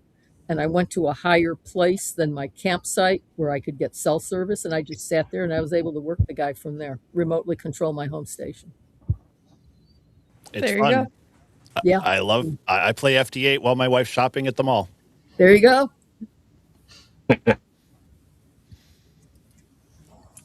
Yeah, and there's lots of great resources out there on different ways to do remote. Have fun with it, explore, go down that rabbit hole, and you'll learn a lot. Yeah, it's much different than it was even 5 years ago. There are so many more options available, and people have better and better access to higher speed internet connections too, which makes a big difference.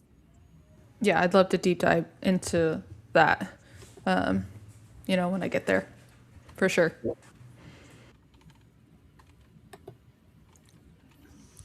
All right, we had another question actually, and I thought this was a good question from Josh K4LI.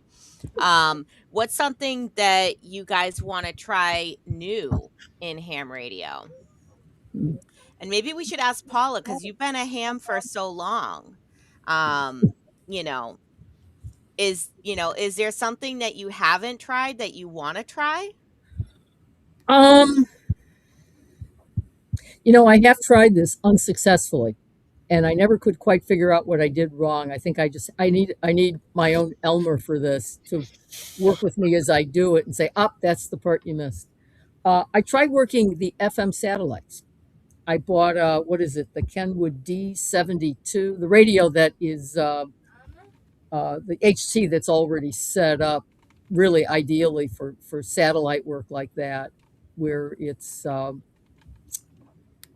I can't. I'm drawing a blank now. It's a common term for what I was trying to do with duplex, I think.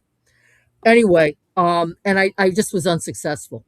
I practiced tracking the satellite on receive only with an array antenna. I bought one of those arrow antennas at Dayton one year, and was able to successfully track to copy as the satellite passed in the sky. But when it came to transmitting, I could not acquire the satellite to save me, and I was so frustrated. So that's probably on my list. I need to get back to it. Well, I'll say that I'm going to be doing CW. Been practicing that on and off, but we have the trainers, and we're both lifetime members with the Long Island CW Club.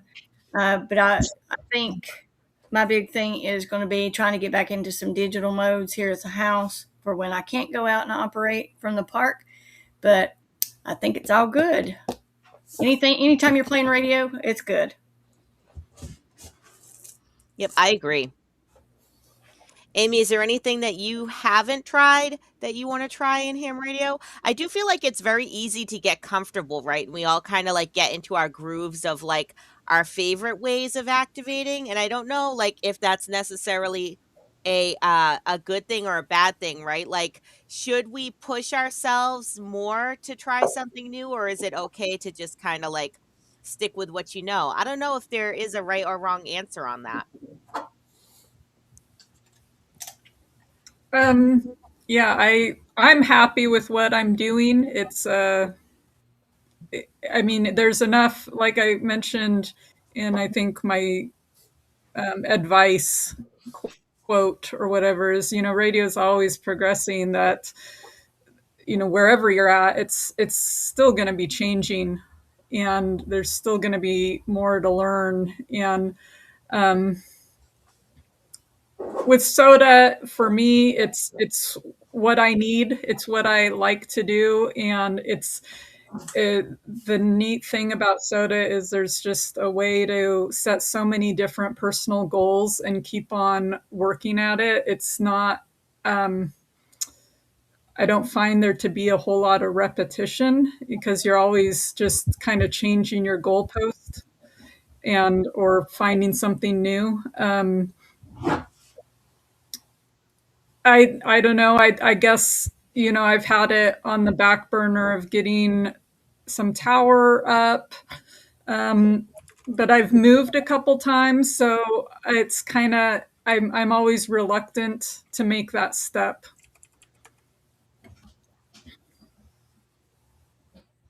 How about you, Caitlin? Since you're probably the newest person here, and like almost everything is new to you, right? Like, maybe what is something that you're excited to try that you haven't tried yet? I think my next thing that I'm going to try is FT8 and then CW. I've got to try. Mike made me a key. He 3D printed me a key. So now I have to learn CW. So I have no more excuses. Yeah, Yep. that's definitely I have all the excuses. You have all the excuses because, It does look fun, the dits and das and all of that.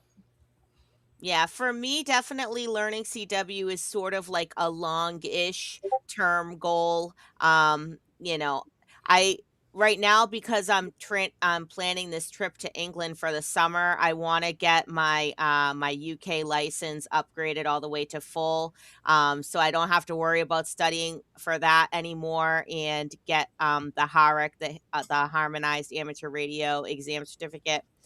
So get that out of the way. And then, like, I won't have anything else to study for. So then I won't have any excuse to not study the CW. And, even with CW, right? Like, you just have to start somewhere. And I know when I was actually studying it every day, I have, my friends that are part of my Adventures in Wonderland Discord. So if you live in Wonderland, then come join us over in the Adventures in Wonderland Discord as well. And if you're not a member of the Live Free and Ham Discord, make sure you join the Live Free and Ham Discord.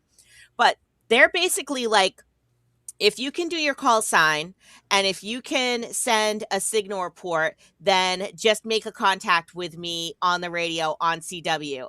And no, that's so cheating, because, they're like, can you recognize your own call sign? I'm like, I don't know, maybe.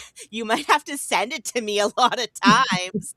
But I guess, like, everybody does have to start somewhere with that, right? And I guess it seems like they, all they do is know how to send POTA exchanges. I don't think they're rag chewing on CW, but as you just have to start somewhere with that, What, I think. what was your incentive to seek a UK license? So Is a traitor. I mean, that's Oh my God. that's intriguing. Here we go. So the real reason it started out that I had the opportunity to use a remote radio that was located in the UK, and the reciprocal licensing, like, I have an extra, so I could go to England and I could use my extra class license if I was physically in England. That does not translate to remote operation. So in order to be able to remotely operate, I had to have a UK call sign. So back in, it was like March or April, I started studying for the UK Foundation. I used the Essex Ham website to help me with that, which it was, the foundation was very easy, at least to me, because I had already been operating as a US extra for, like 4 years or 5 years at that point. So the main thing that I had to learn there was, the specific UK rules and regulations and terminology that they use. And they do actually do some things that are very helpful. They have a reference material that you are allowed to use on the test. And part of that is being able to read a band plan. So they actually want to teach you, this is a band plan, this is how you read it, this is how you see what frequencies are, in band, what's out of band, are you a primary user or a secondary user. So I was able to take the foundation and passed. And then because their licenses are based on power, so if you're a foundation, you get basically all the bands except for 60 meters. But you can only transmit 25 watts, I think it is. So the radio that I have over in England, it's a Sun SDR2DX. It transmits up to 100 watts. And the antenna is Moonraker GPA 80 for anyone who might be interested, which is a vertical antenna. So I took maybe like about 10 to 14 days and I studied for the UK intermediate. And I used GM6DX website to study for that. And I was able to pass that within about, another like 10 to 14 days or so. But the UK is definitely a little harder than the US because the question pool is not open. So you really have to kind of like study and understand the technical aspects a little bit more, which, like I said, for me is not my strong suit. So I was, a little bit, I don't know. I wasn't as confident with the math, especially. So, Grouch, she's just going to keep powering on. No matter how long you keep trying to like distract her and cause pain for her, she's going to overcome and take you out. But you know what's hilarious? She has her foundation license. You don't. Oh my gosh. Yeah. Farts are always funny to men. And I see the women chuckling. Farts are fucking funny. Farts are funny. It's so random. I just like, is that one of us? Now we've lowered the overall age of the show. All right, park the 12-year-old. Oh my gosh. Glad I removed some of my sounds. Where did that come from? I think Paul is just going to reach down and slap you, Paul. I'm waiting for him to start sending code with them. He's sending what? I'm waiting for him to start sending code with them. Yeah, give him time. Please don't. That was amazing. You're going to be that loud a signal, you may as well send See, you got to understand the dynamic between Shannon and Paul. They're like two kids, two brothers and sisters fighting all the time, and so you can outdo each other. I didn't even do anything. That's what the sister says to his brother, but anyway. Hey, not my fault. Leave me alone. Stop hitting me. When's new meaning to the concept of modulation envelope? Wow. That is awesome. This is taking a turn. Paul killed it. Right there. Yeah. I just wanted to sneak in and sit on the side, and somebody decided to make me a little circle here. Yeah, you are a little circle. Yes, I'm a little circle. I just wanted to let Julie know that she has 40,200 pink bedazzled gems headed her way on Tuesday. Whoa. So check your mail. Fantastic. No, you don't understand. Told you what's happening. 40,000 bedazzled gems. And a giant bag of glitter. Yeah, the giant bag of glitter. Damn it, I forgot the glitter. Sure, you got that for free. You guys are gonna get a straight up short of me just bedazzling Vaughn while he's asleep. Oh, dude, that is content gold. I will pay. I'll throw a 20 on that. I will become a permanent lifetime member if that happens. I will pay Oh, money. it's done God now. bless. Now you Okay. listen. If you put a price tag on it, it'll be done. Oh, very cool. Well, ladies, you have like exceeded the all-time records. I mean, by all standards, this is a 3-hour show, and Ooh, we're back. We're up to 91 now. you guys have been holding strong at 100 viewers. It's been awesome. I am totally blown away. Which basically, I don't know if you guys paid attention in the chat. I had a poll, and the poll basically resounding 38 people all said yes. You all need to do at least a once a month live stream. YL only. Maybe invite the guys on if you feel so implied. Not with these jokers. Yeah, I'm not here. I'm not letting Farty McFart face. Exactly. So, I'm going to throw it out to you guys. Any last words you want to throw out there? Obviously it's awesome. I'm super excited to hear a lot more YLs on the air this weekend. And so any last, bit of advice or anything you guys want to kind of just summarize tonight with? Leave it up. Have you said enough? No. Somebody else start because I will, and it's, I'll take over. So what else y'all got going on? I will go ahead and say that if you're going to do radio and you've been, for whatever reason, have mic fried or whatever you want to call it and get on there, just get out, have fun, POTA on, party hardy, as they say, or POTA Party it. Just enjoy it. Just enjoy it. Don't make it out into anything other than fun. Don't make it a job. Mm-hmm. Yep. It's accurate. Don't forget that it's supposed to be fun. And go get those pile-ups. That's it. That's it. Listen, it's not hard to get a pile-up. You just get out there and start calling CQ, and it's amazing. If any of y'all are interested in Meshtastic, I have to throw this out there. On Monday night, K Booty and I got a date. He's gonna. It's straight up. We're gonna. These are all my notes.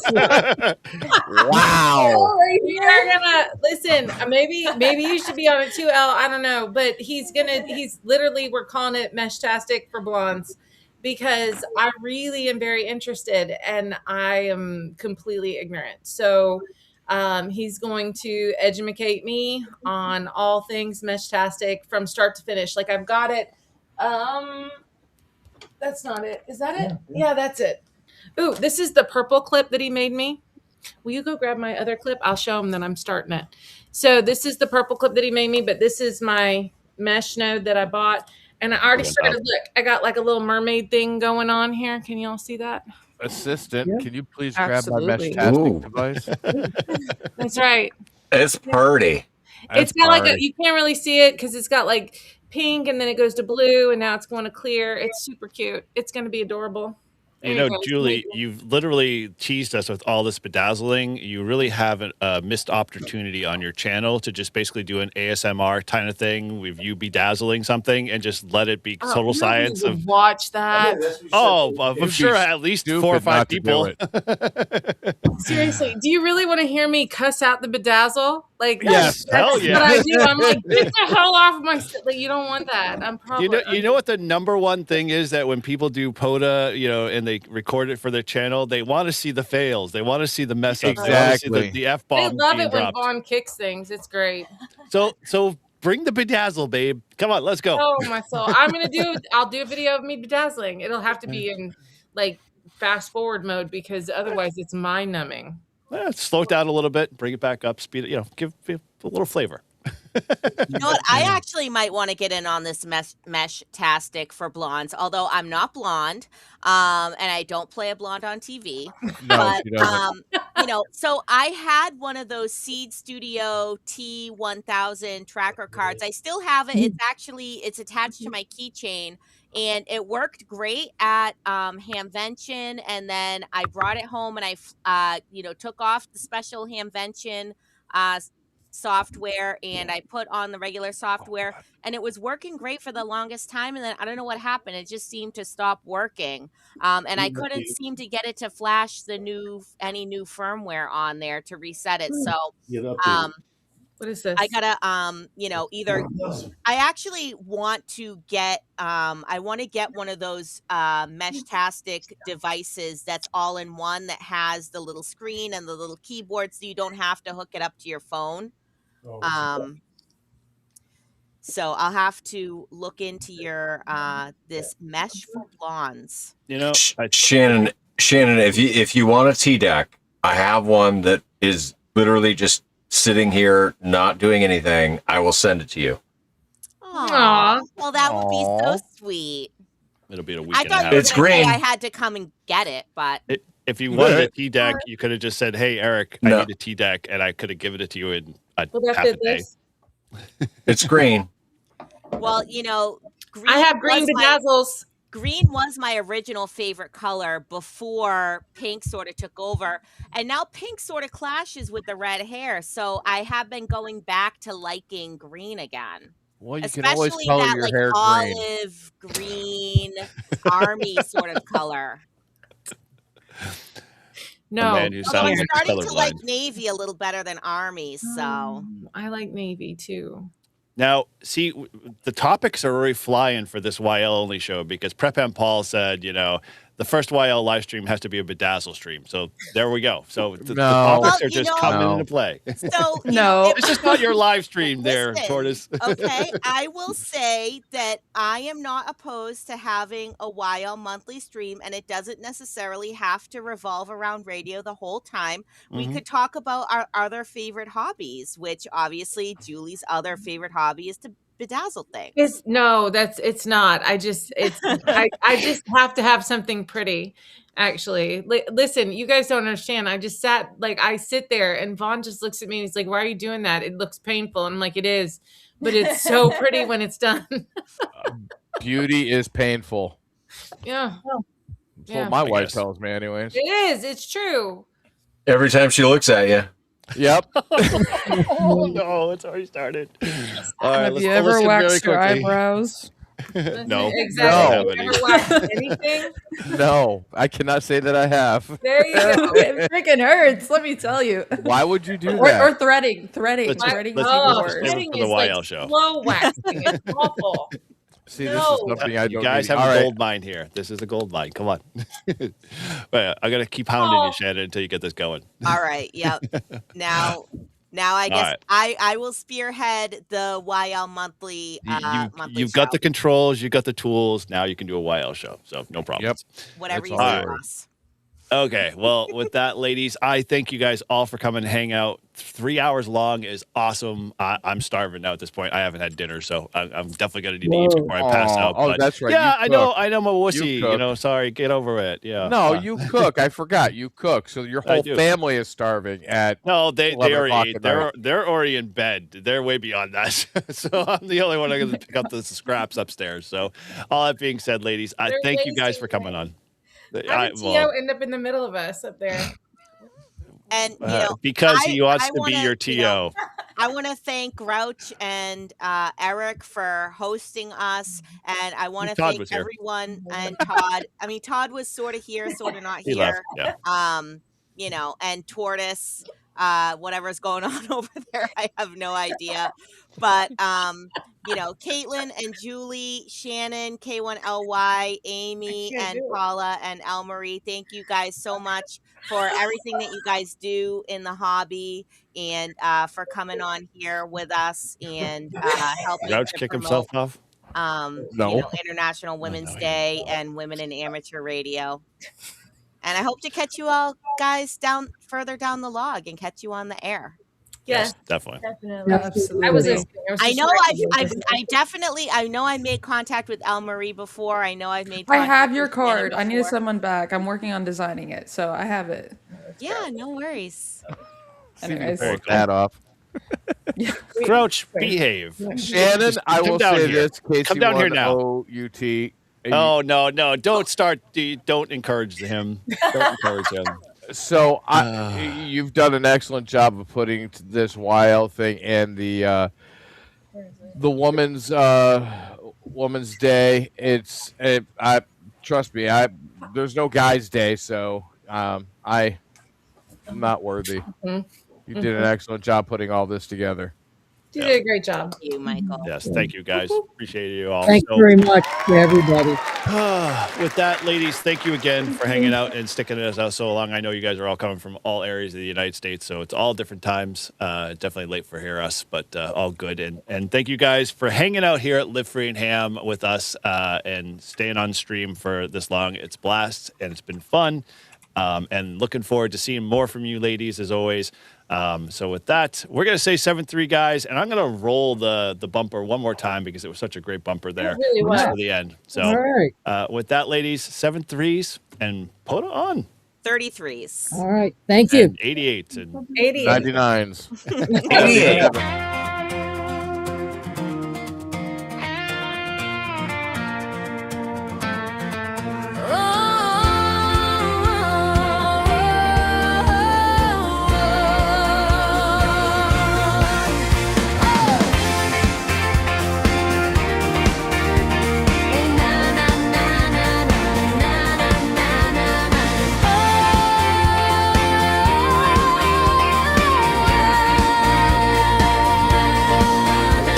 Spin that dial, let's make some noise.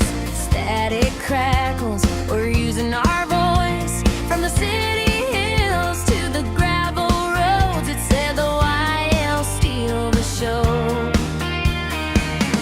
Calling CQ loud and clear, our voices echo far and near. Living on the airwaves, breaking through. Strong signals coming straight to you.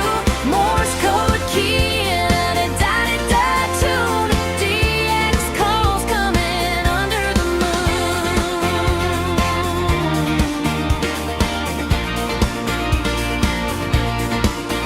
What's the QTH of your backyard shack? Fun playing radio, I'm never turning back. Antennas home that eat strung in the tree, calling CQ from land to sea.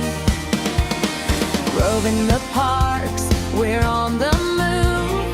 Digital vibes with a humming groove. Sending, receiving signal reports, making ham radio a contact sport.